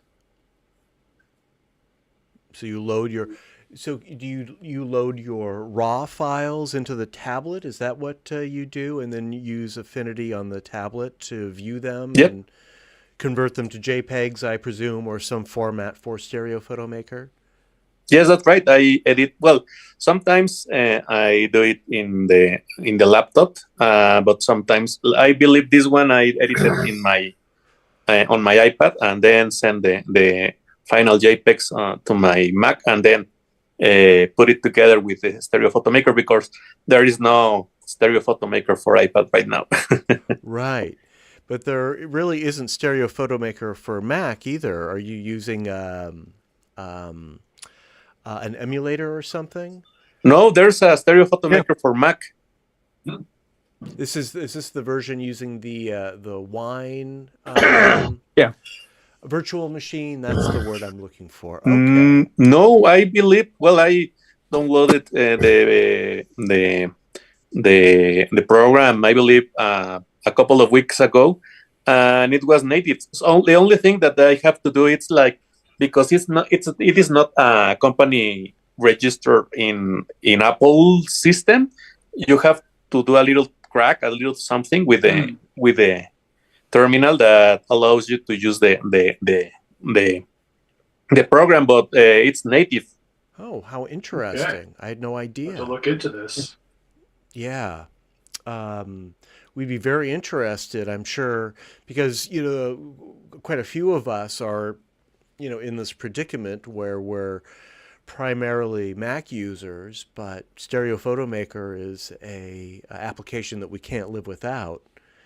And there are workarounds, but it sounds like your installation, I'm not familiar with that approach. So It's I've been using it on all my Mac devices, was that right? desktop, iPad, and iPhone for years.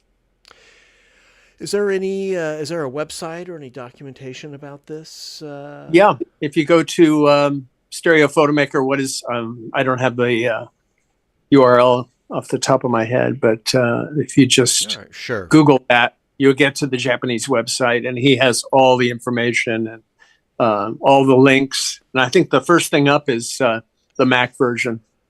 Okay, good to know. Yeah, actually, yes. Very. And it sends you to a different page, and there is a video that teach you how to install it, because with the M1, well, the Apple Silicon, you have to do this a little bit extra step with the terminal, so it can be run natively in the Mac. Got it. Oh, because I'm running Ventura on a late 2017 Okay. Mac. So I'm wondering, because I'm thinking of upgrading to a Studio, the Mac Studio. So I'm wondering if there's going to be problems with that. But Masuji is usually great. If there are any problems with Stereo Photo Maker, you send him a text, and within a day he's figured it out. Yeah. And fixed it. Okay. Yeah, well, thanks for letting us know. That's something that I'll definitely investigate, because none of us can live without Stereo Photo Maker. And I, for one, in the stereo version of this photo, I can discern the bullet shape, but certainly looking at it with one eye, it appears to be a sphere. So, great subject for 3D too. Yes, all the reflections helps a lot. Yeah, beautiful photo. It's kind of funny how the reflection in the bottom makes it look like this is a transparent bubble. Yeah. At least in 2D, it looks like it's a bubble or something, but in 3D, you can see that it's a reflection. That's a really good It point. just sort of matches that curve of the rock. Yes. Well, thank you, Roberto. Thank you. And in the meantime, Mike has put a link in the chat to the Stereo Photomaker webpage with, I haven't looked at it, but I presume these are instructions to run Stereo Photomaker on a Mac. Thank you, Mike. Okay. This is one by Oleg. Oleg is watching. The title is Payment Booth at 3rd Street Parking, San Rafael.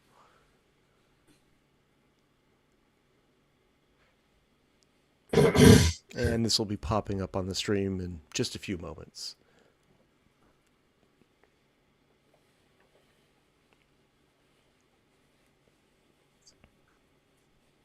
I know Oleg has shot quite a bit at these parking garages. I don't know if it's the same one, but he's found plenty of compositions there.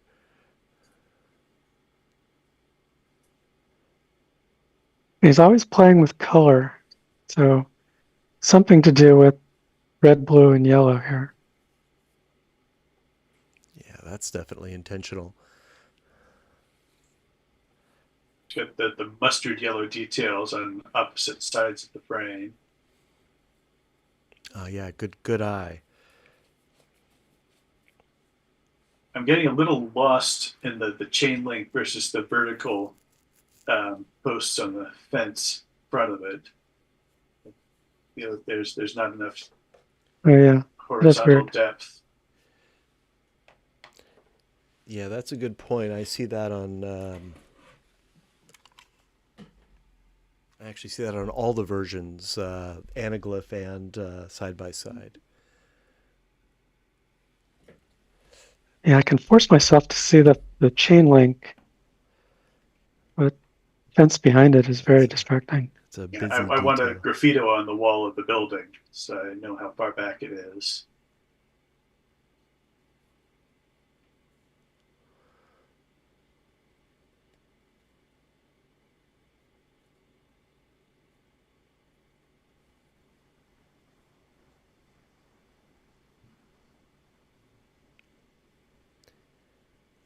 I like Well, the perspective. Yeah. Well, thank you, Oleg. We look forward to hearing from you and hearing from you specifically about this photo.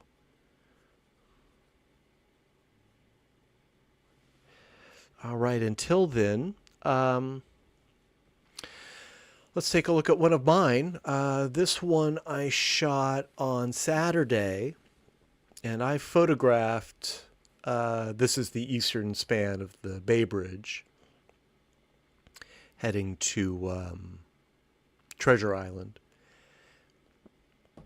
And I've shot this before. Many years ago, I showed a photo that is almost identical, but I couldn't get as close then. I'm hanging off the pedestrian path that goes along the bridge.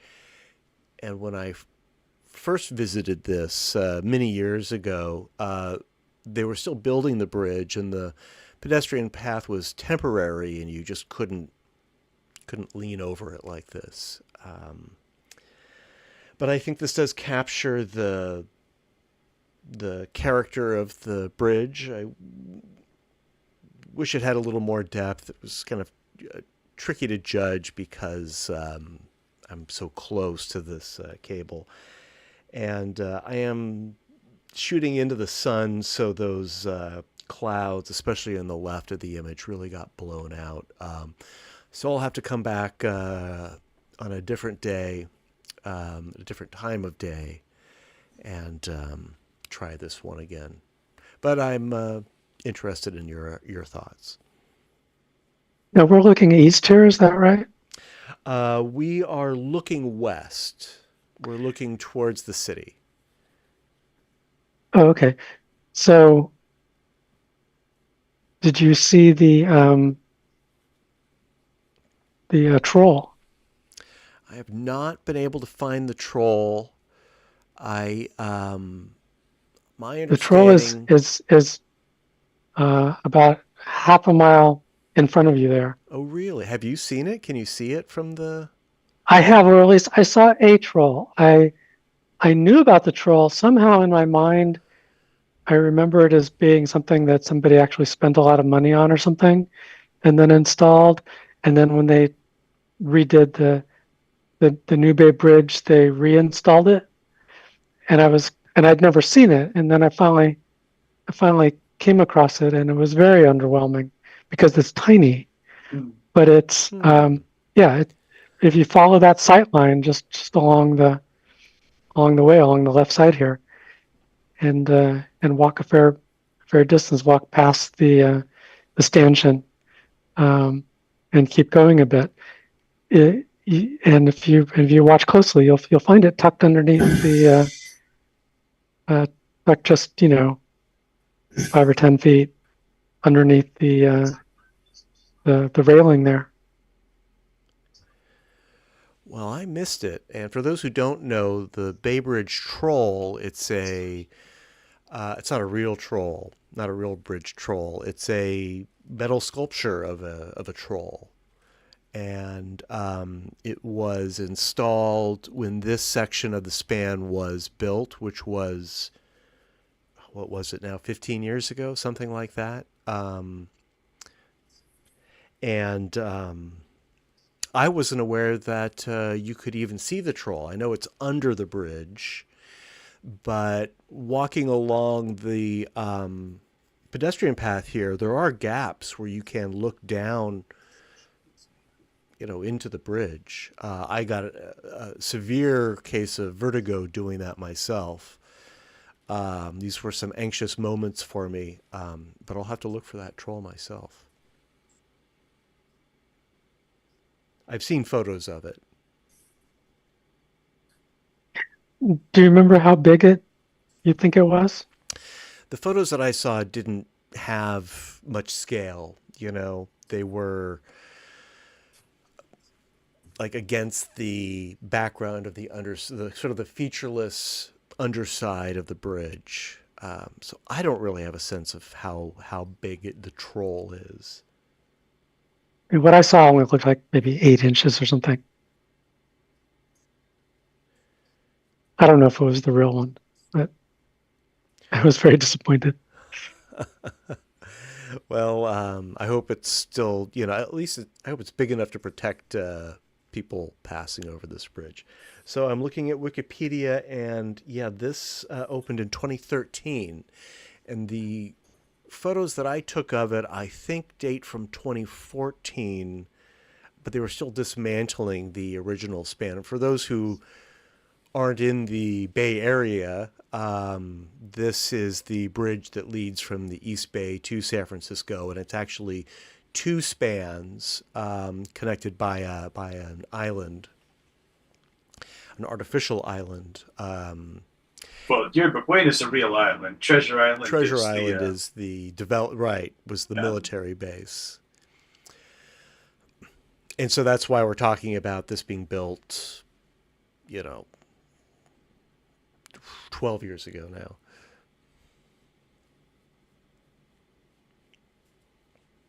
I would love to see this picture with motion blur with the cars on maybe a sunset, less light. Oh, and with the night lighting on the bridge, that would be spectacular. Yeah. With a tripod, I know the Sony RXOs definitely have the light sensitivity.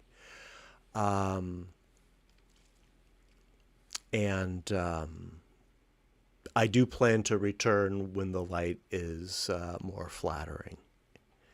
And when the sun sets, this time of year, the sun right now is out of frame to the left. When it sets, it would have repositioned itself. I think maybe about a quarter way into this image on the left. but it would be below the bridge. So I think that would make a really spectacular shot. And the bridge lights would be on as well. So I think it's a great idea.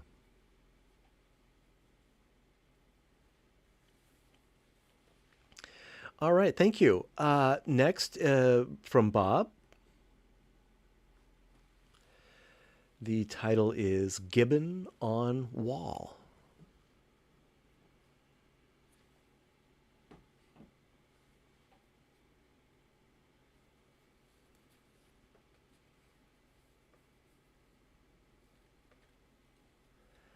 And should be popping up about now.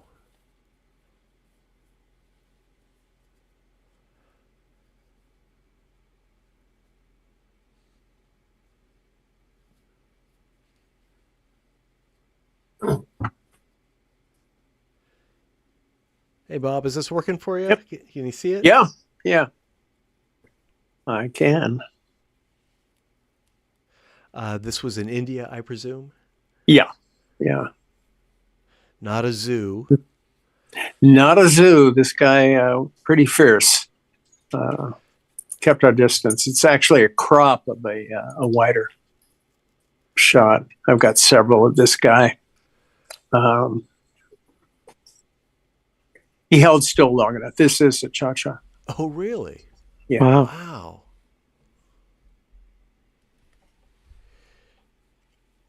Yeah, you've got a great highlight in the eye. Well, that I went in and brightened. Ah, that really works.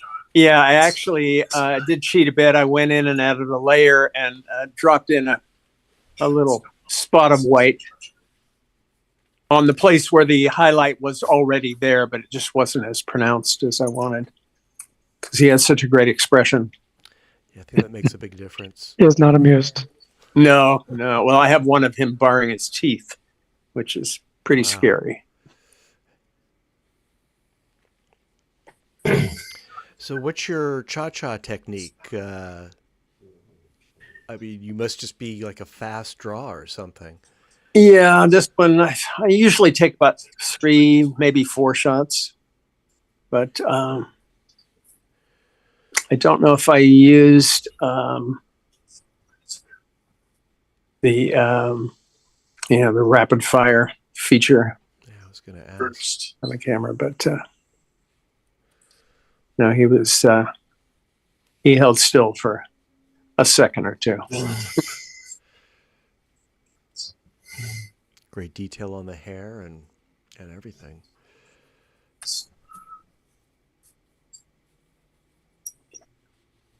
I'm getting some distraction from the background on the right, but I can't really tell what it is.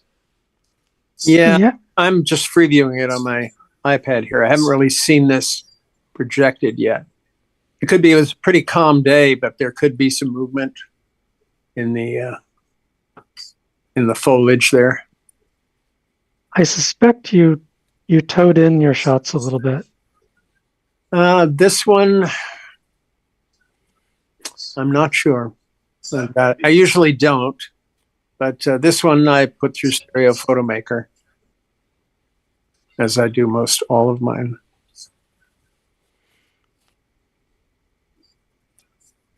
But he just had a great old man face, wise and fierce.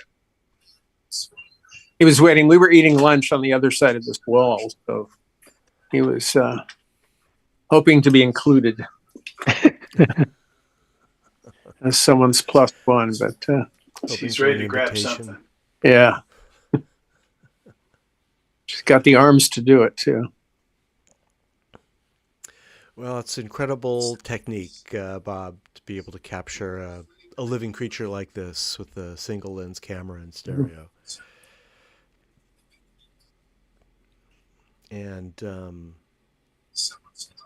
I imagine Immersity could probably do a fair job converting it, but with all those individual hairs and those leaves, I would count. I'm going to go back just for truth in advertising. I'm going to go back to the original and just make sure. I'll pull up the camera info on it, and maybe that'll tell me. But as I recall, I'm pretty sure it was a cha-cha, because I have another shot of him that's definitely was, because it's out of sync.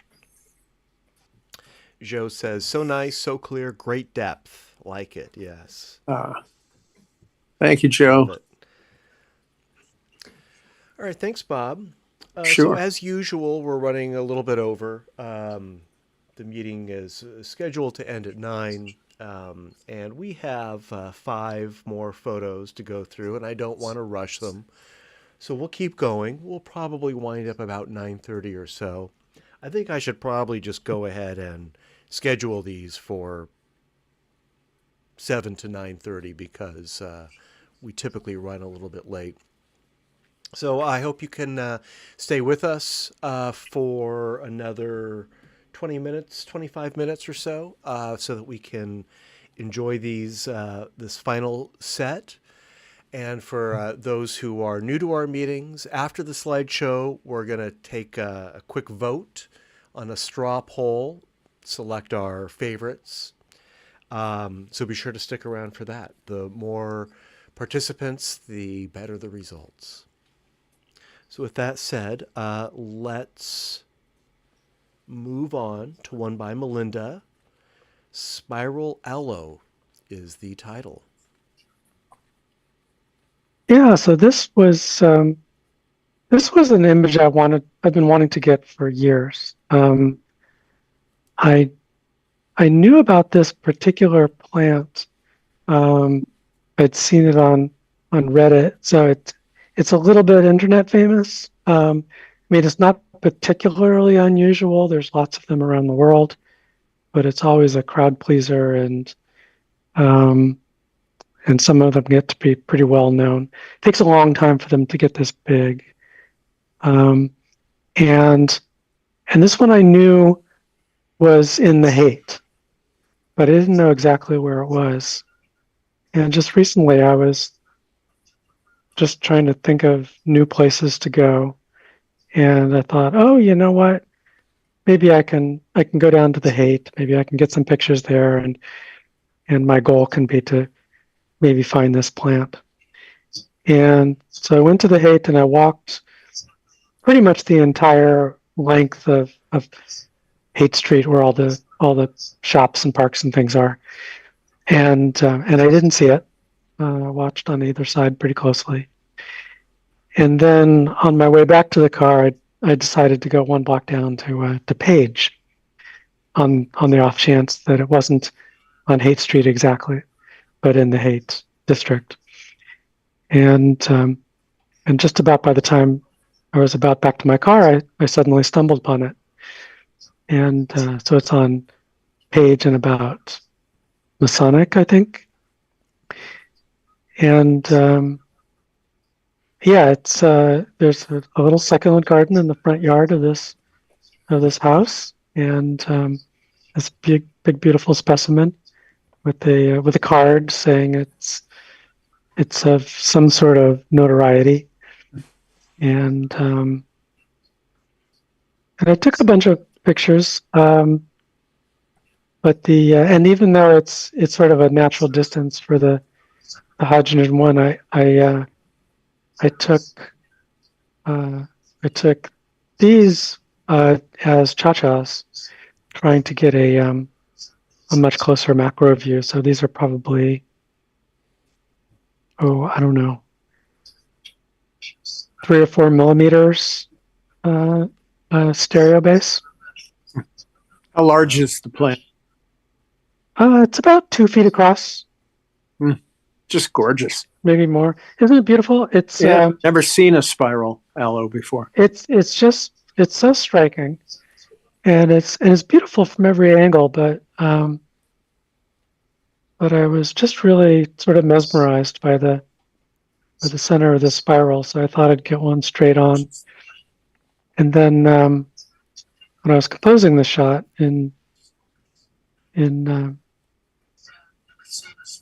Stereo Photomaker, when I was doing the final cropping, I carefully put the center of the spiral in the very center of the image. That's stunning. just beautiful. Oh, thank you. Yeah, it's and that I got lucky with the exposure and stuff too, so I didn't have to do a lot of work. It was a good muted lighting. It was golden hour, but the light wasn't golden. It was just sort of dusk. And yeah, that's pretty much what it looked like. The only thing I spent any real time on was cloning out some spider webs and stuff, but that was pretty minor. So I highly encourage people, go and try your luck. Try see what you can make out of this in stereo. It is a spectacular specimen. Love that little point of red on that one leaf. Oh yeah, it's yeah, a lot of the tips are shades of red and orange. It's just such an original composition too. I'm sure, many people have seen this, but not like this. Well, the original that I saw was not straight on like this, and I tried different angles too. I mean, it's a natural idea to shoot straight at it, but doesn't necessarily mean it's the best view. But it was the best that I was able to get. I think it's the most hypnotic view. It's like spinning wheels. It's wonderful. Yeah, it's people love this particular plant. I knew about it, and I came out here especially for it. It is quite a spectacular specimen. It displays exceptionally well on the Lume Pad. I mean, can't find any errors with it at all. It's just beautiful. Oh, good. Thanks. Yeah, it's relatively shallow depth, I would say. So I expect I've only seen the Lume Pad a couple of times, but I know that for like 3D TVs, they also like relatively shallow depths. Well, and you've got nice ambient light here. Anaglyph as well. Oh, good. Yeah, I mean, it's pretty much shades of green. I'll commonly take all the photos from one of these sessions, load them all up onto the Lume Pad, go through them, review them, and I end up throwing away about half of them. I mean, I save all the originals on my computer, but for the Lume Pad, where I take 3D out and show it to the family and friends, I have to throw away half of the images just because the Lume Pad just doesn't work with them somehow. But this one just knocks it out. It's beautiful. Oh, thanks. Yeah, I do the same thing with loading images back onto my Hydrogen One after I've worked them, and some of them just don't work at all. But this one might work well.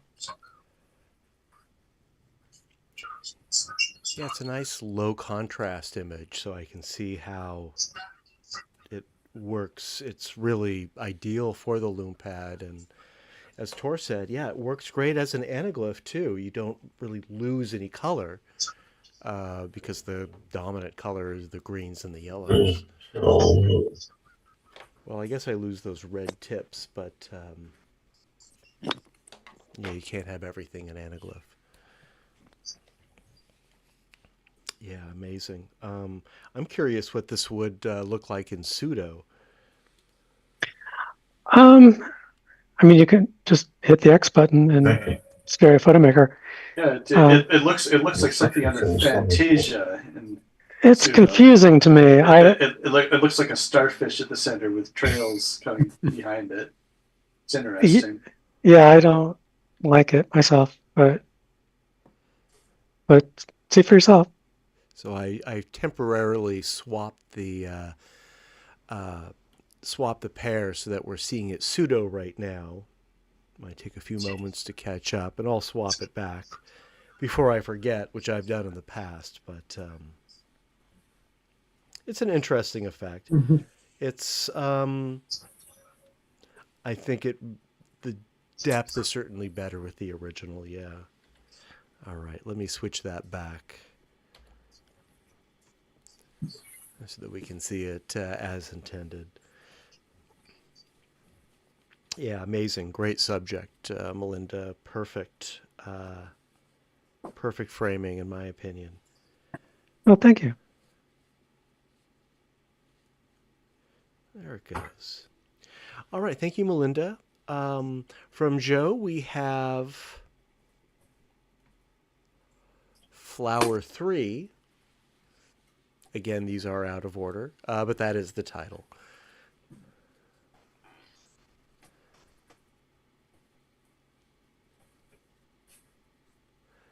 And I'm looking at this. I think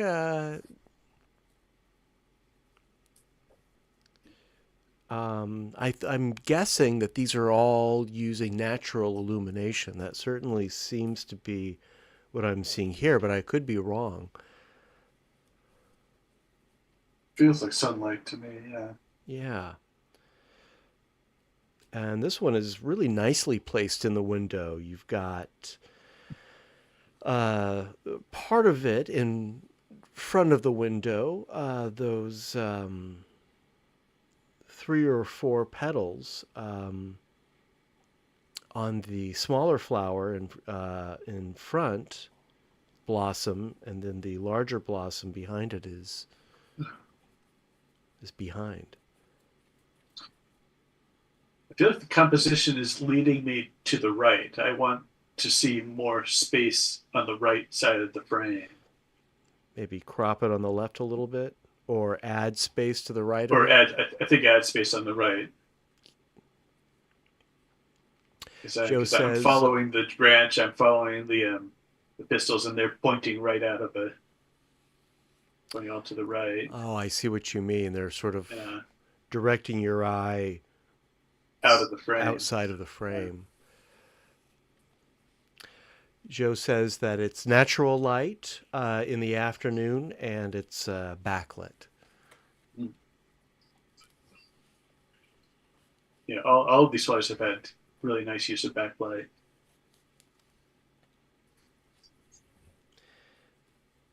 Yeah, really reveals the delicate structure of these blossoms and of the petals.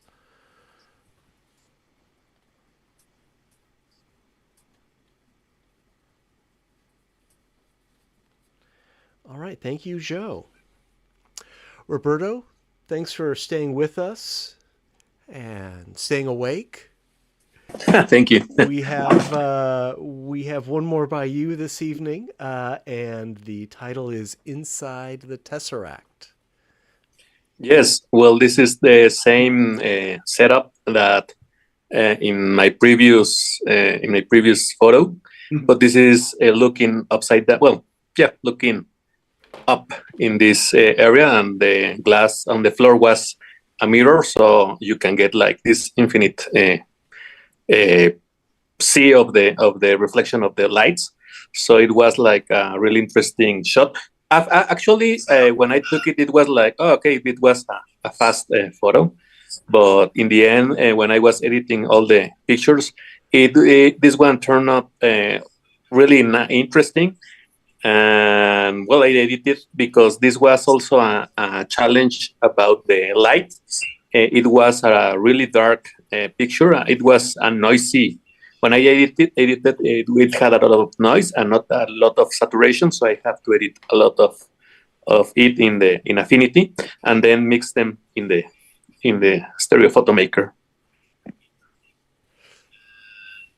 Okay. I think it's the best of the series. I really like this one. That the room is much better behaved in this direction.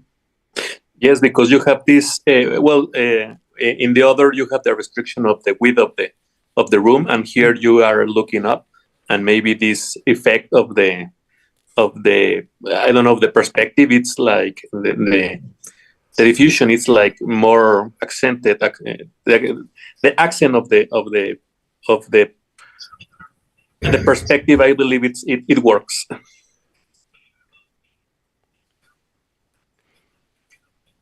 Perfect T-shirt for the shot too. Thank you. I don't know. Maybe Superman would be more appropriate. It looks like you're flying through a city or something. That's No, I don't know. It's done. what I thought. Yeah. But the color, the outline of that yellow and the red is beautiful. Perfect.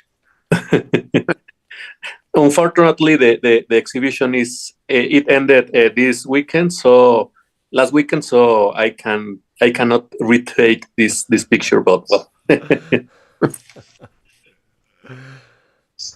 I don't think you need to.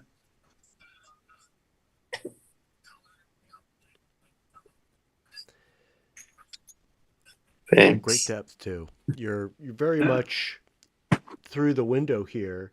It's unfortunate that the top of your head is cut off.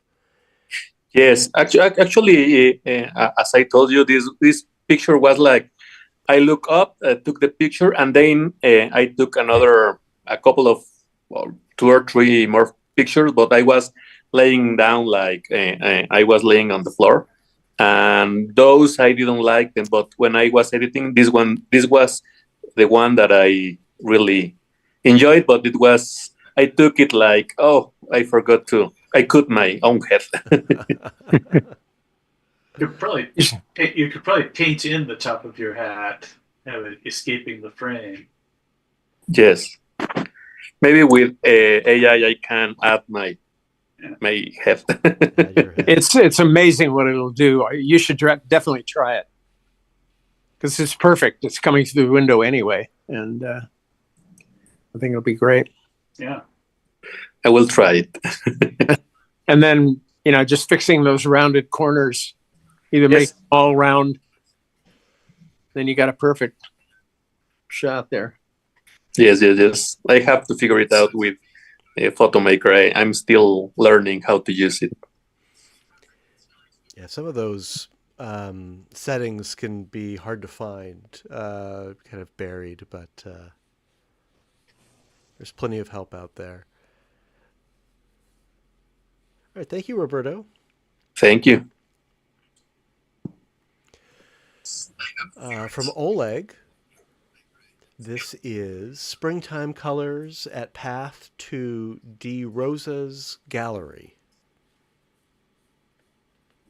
I think I got that right. These look pretty recent. Our false spring is springing on these on that tree to the right. Is it a cherry tree or something? That's beautiful. Yeah, it's an interesting contrast to that that red sculpture in the background. I'm sure that's the idea. How the angles are matched in the tree branches. Yeah. Yeah. Yeah, it's like they're talking to each other. Sculpture. Yeah. A subtle frame escape on the railing at the bottom of the frame. Always fun to see. Yeah, just a couple of pixels, but it's nice. Yeah, the frame really works well too. What do we think of the thickness of the frame? It works for me. Yeah. I mean, I would give it a couple more pixels. Looks a little thin to me, and it's not consistent. Like on the bottom is thicker than the sides, or some of the sides.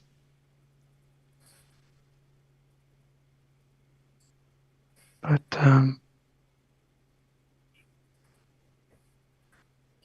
yeah, I would maybe double the thickness.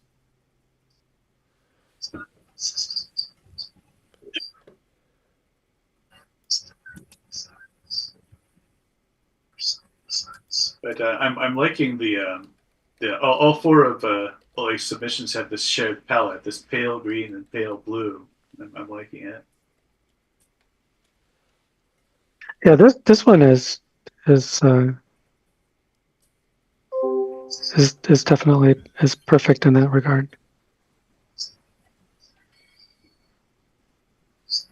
It feels very natural. Very nice. And I love the shadow on the path. I love the way the top of the railing hooks into the frame too. That's very nice. Yeah, so subtle. I'm sorry, I had to step away for a minute. Did anybody comment on the orange car? I was going to. The exact orange as the sculpture? Yep. Seems like another one of his tricks. Yeah, he's Definitely working intentional, with the yeah. color. Yeah.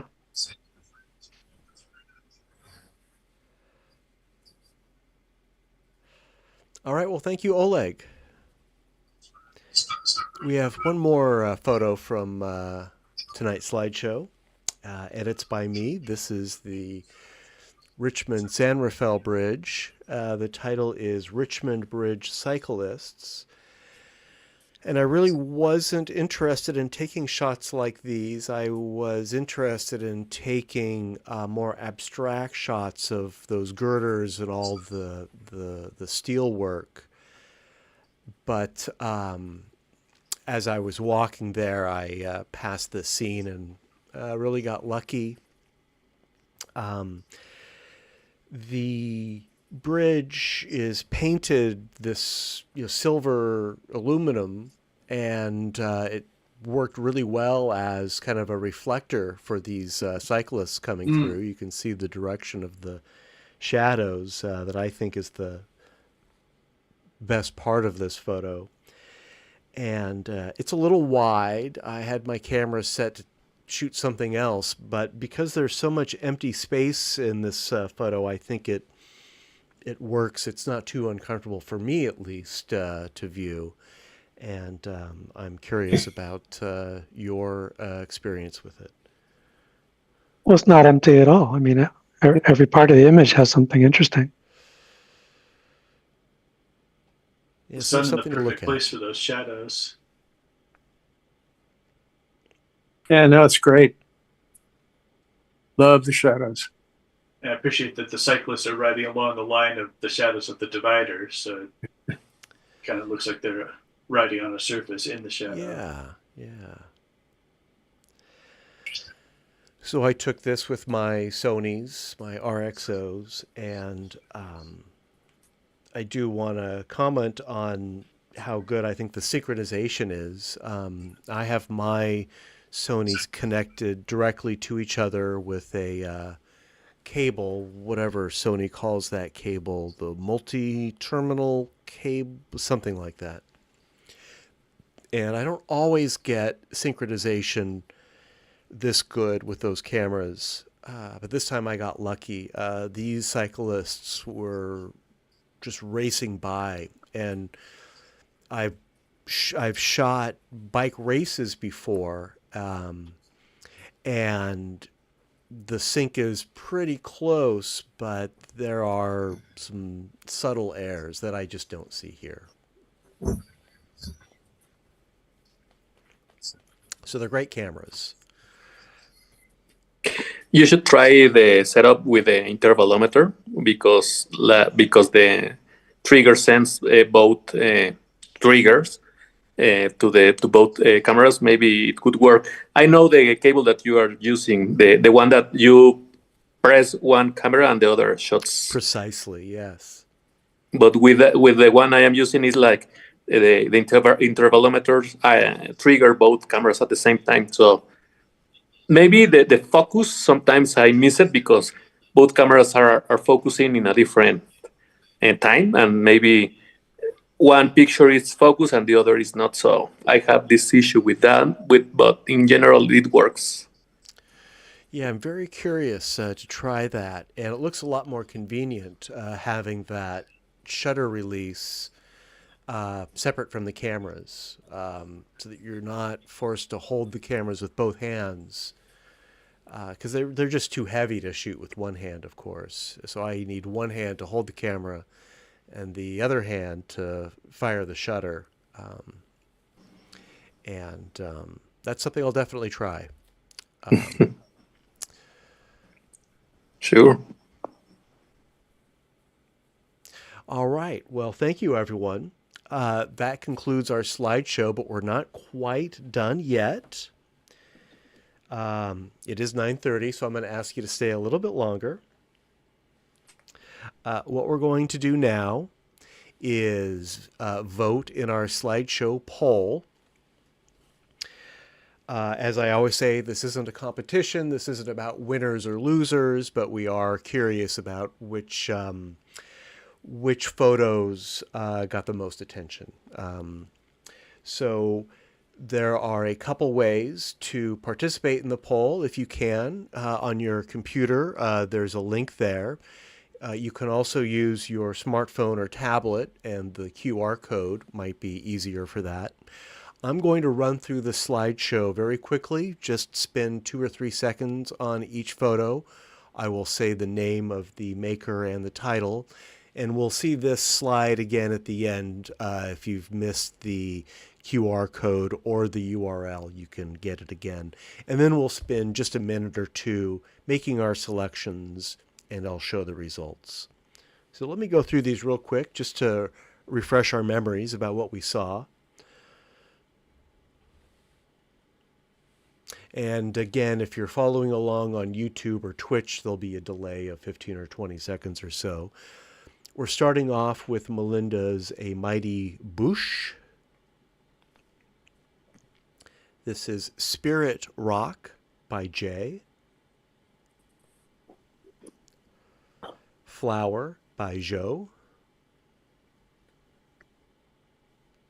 Stairway to Heaven by Roberto. View towards San Pablo Bay from the Refuge by Oleg. Sadie, Presidio Pet Cemetery by Matt. Through the Window Oscar by Bob. A Fresh Haircut by Melinda. Borges Ranch by Jay. Flower 4 by Joe. Multiverse by Roberto. Lunch Table at a Sonoma Valley Winery by Oleg.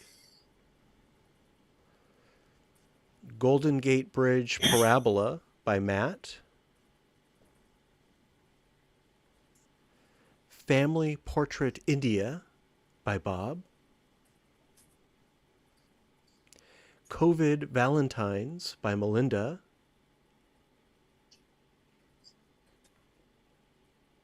This is Borges Ranch Trail by Jay. Flower 2 by Joe. Bullet View by Roberto.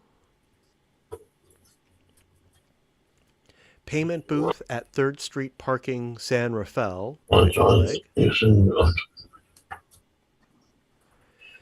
Bay Bridge Eastern Span Suspension Cable by Matt. Gibbon on Wall by Bob. Spiral Aloe by Melinda.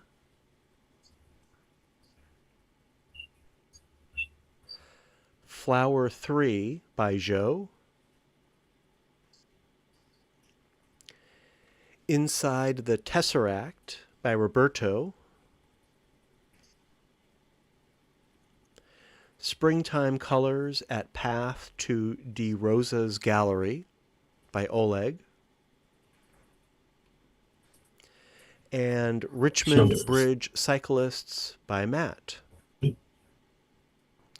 All right, I know that was quick, but I think that will refresh our memory The streams will catch up in just a moment. So for those who can participate and who want to participate, let's go ahead and make our selections. The URL is posted on the slide you see on your screen now, as well as the QR code. We'll spend a minute or two, and then I will show the results. And for those who are new to this, we ask that you select your top 3 from the poll.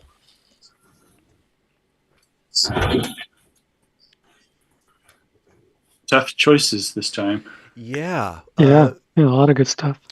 Really exceptional stereo photography tonight. And this was a big slideshow.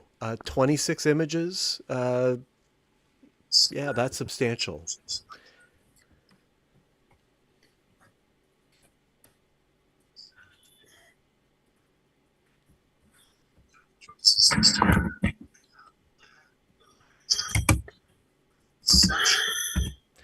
So I've just voted. I'll give everyone else more time before I show the results. I'll leave this slide up in case you need it. In the meantime, though, I will announce that our next meeting is next week, Tuesday, March 11th. It's our special subject of the month, which is retinal rivalry.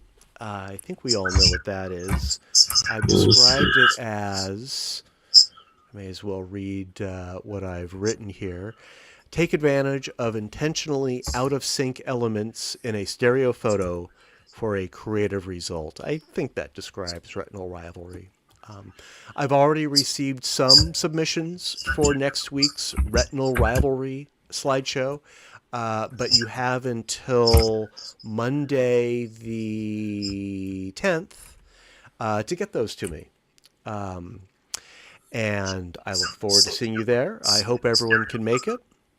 I want to remind everyone that we're also going to have a brief affinity workshop led by Steve at the beginning of the meeting. The last thing I wanted to say, a couple months ago, I gave a presentation about my plans for a pop-up exhibit for events like the Solano Stroll and other street fairs. I just wanted to announce that I've made those purchases. I wanted to buy what we needed, including the pop-up canopy, before tariffs went into effect. So we got a good deal, and maybe next week or next month I will show a photo of the setup in action. Okay, has everyone had a chance to make their selections?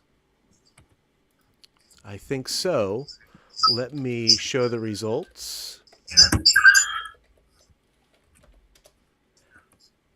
I will share my screen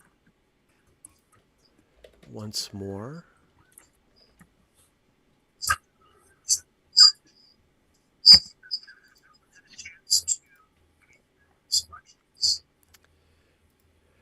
And here we go. Yes, Melinda, your Spiral Aloe was the clear favorite with 4 votes. We'll call your A Mighty Bosch and my Richmond Bridge Cyclists second place. Thank you very much. And we've got 3 votes for what we'll call third place, which include my Sadie Presidio Pet Cemetery, my Golden Gate Bridge Parabola. Wow, thank you. And Melinda's COVID Valentines. Thank you very much.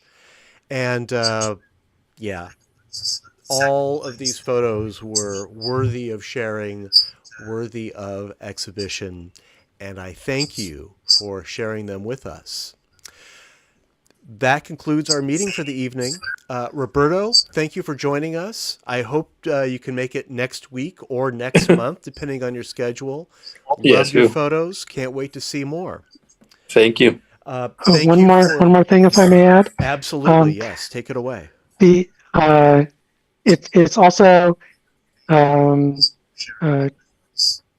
good to let people know it's always acceptable to take a lot of creative liberty with the special subject. So very often people will do wordplay on the subject itself. So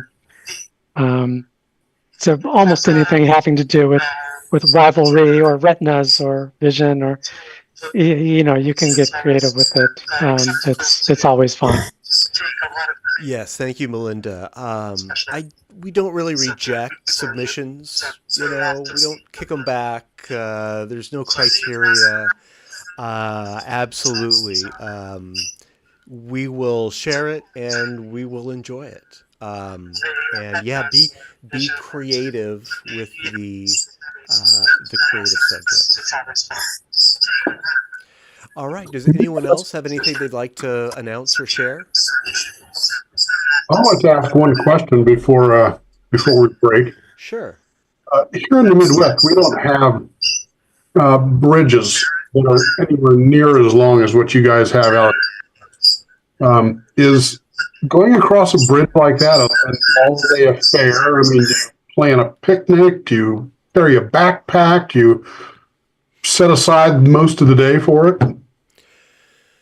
Oh, good question. Let's see. I know the eastern span of the Bay Bridge from the trail entry is 3.5 hours to the endpoint and back.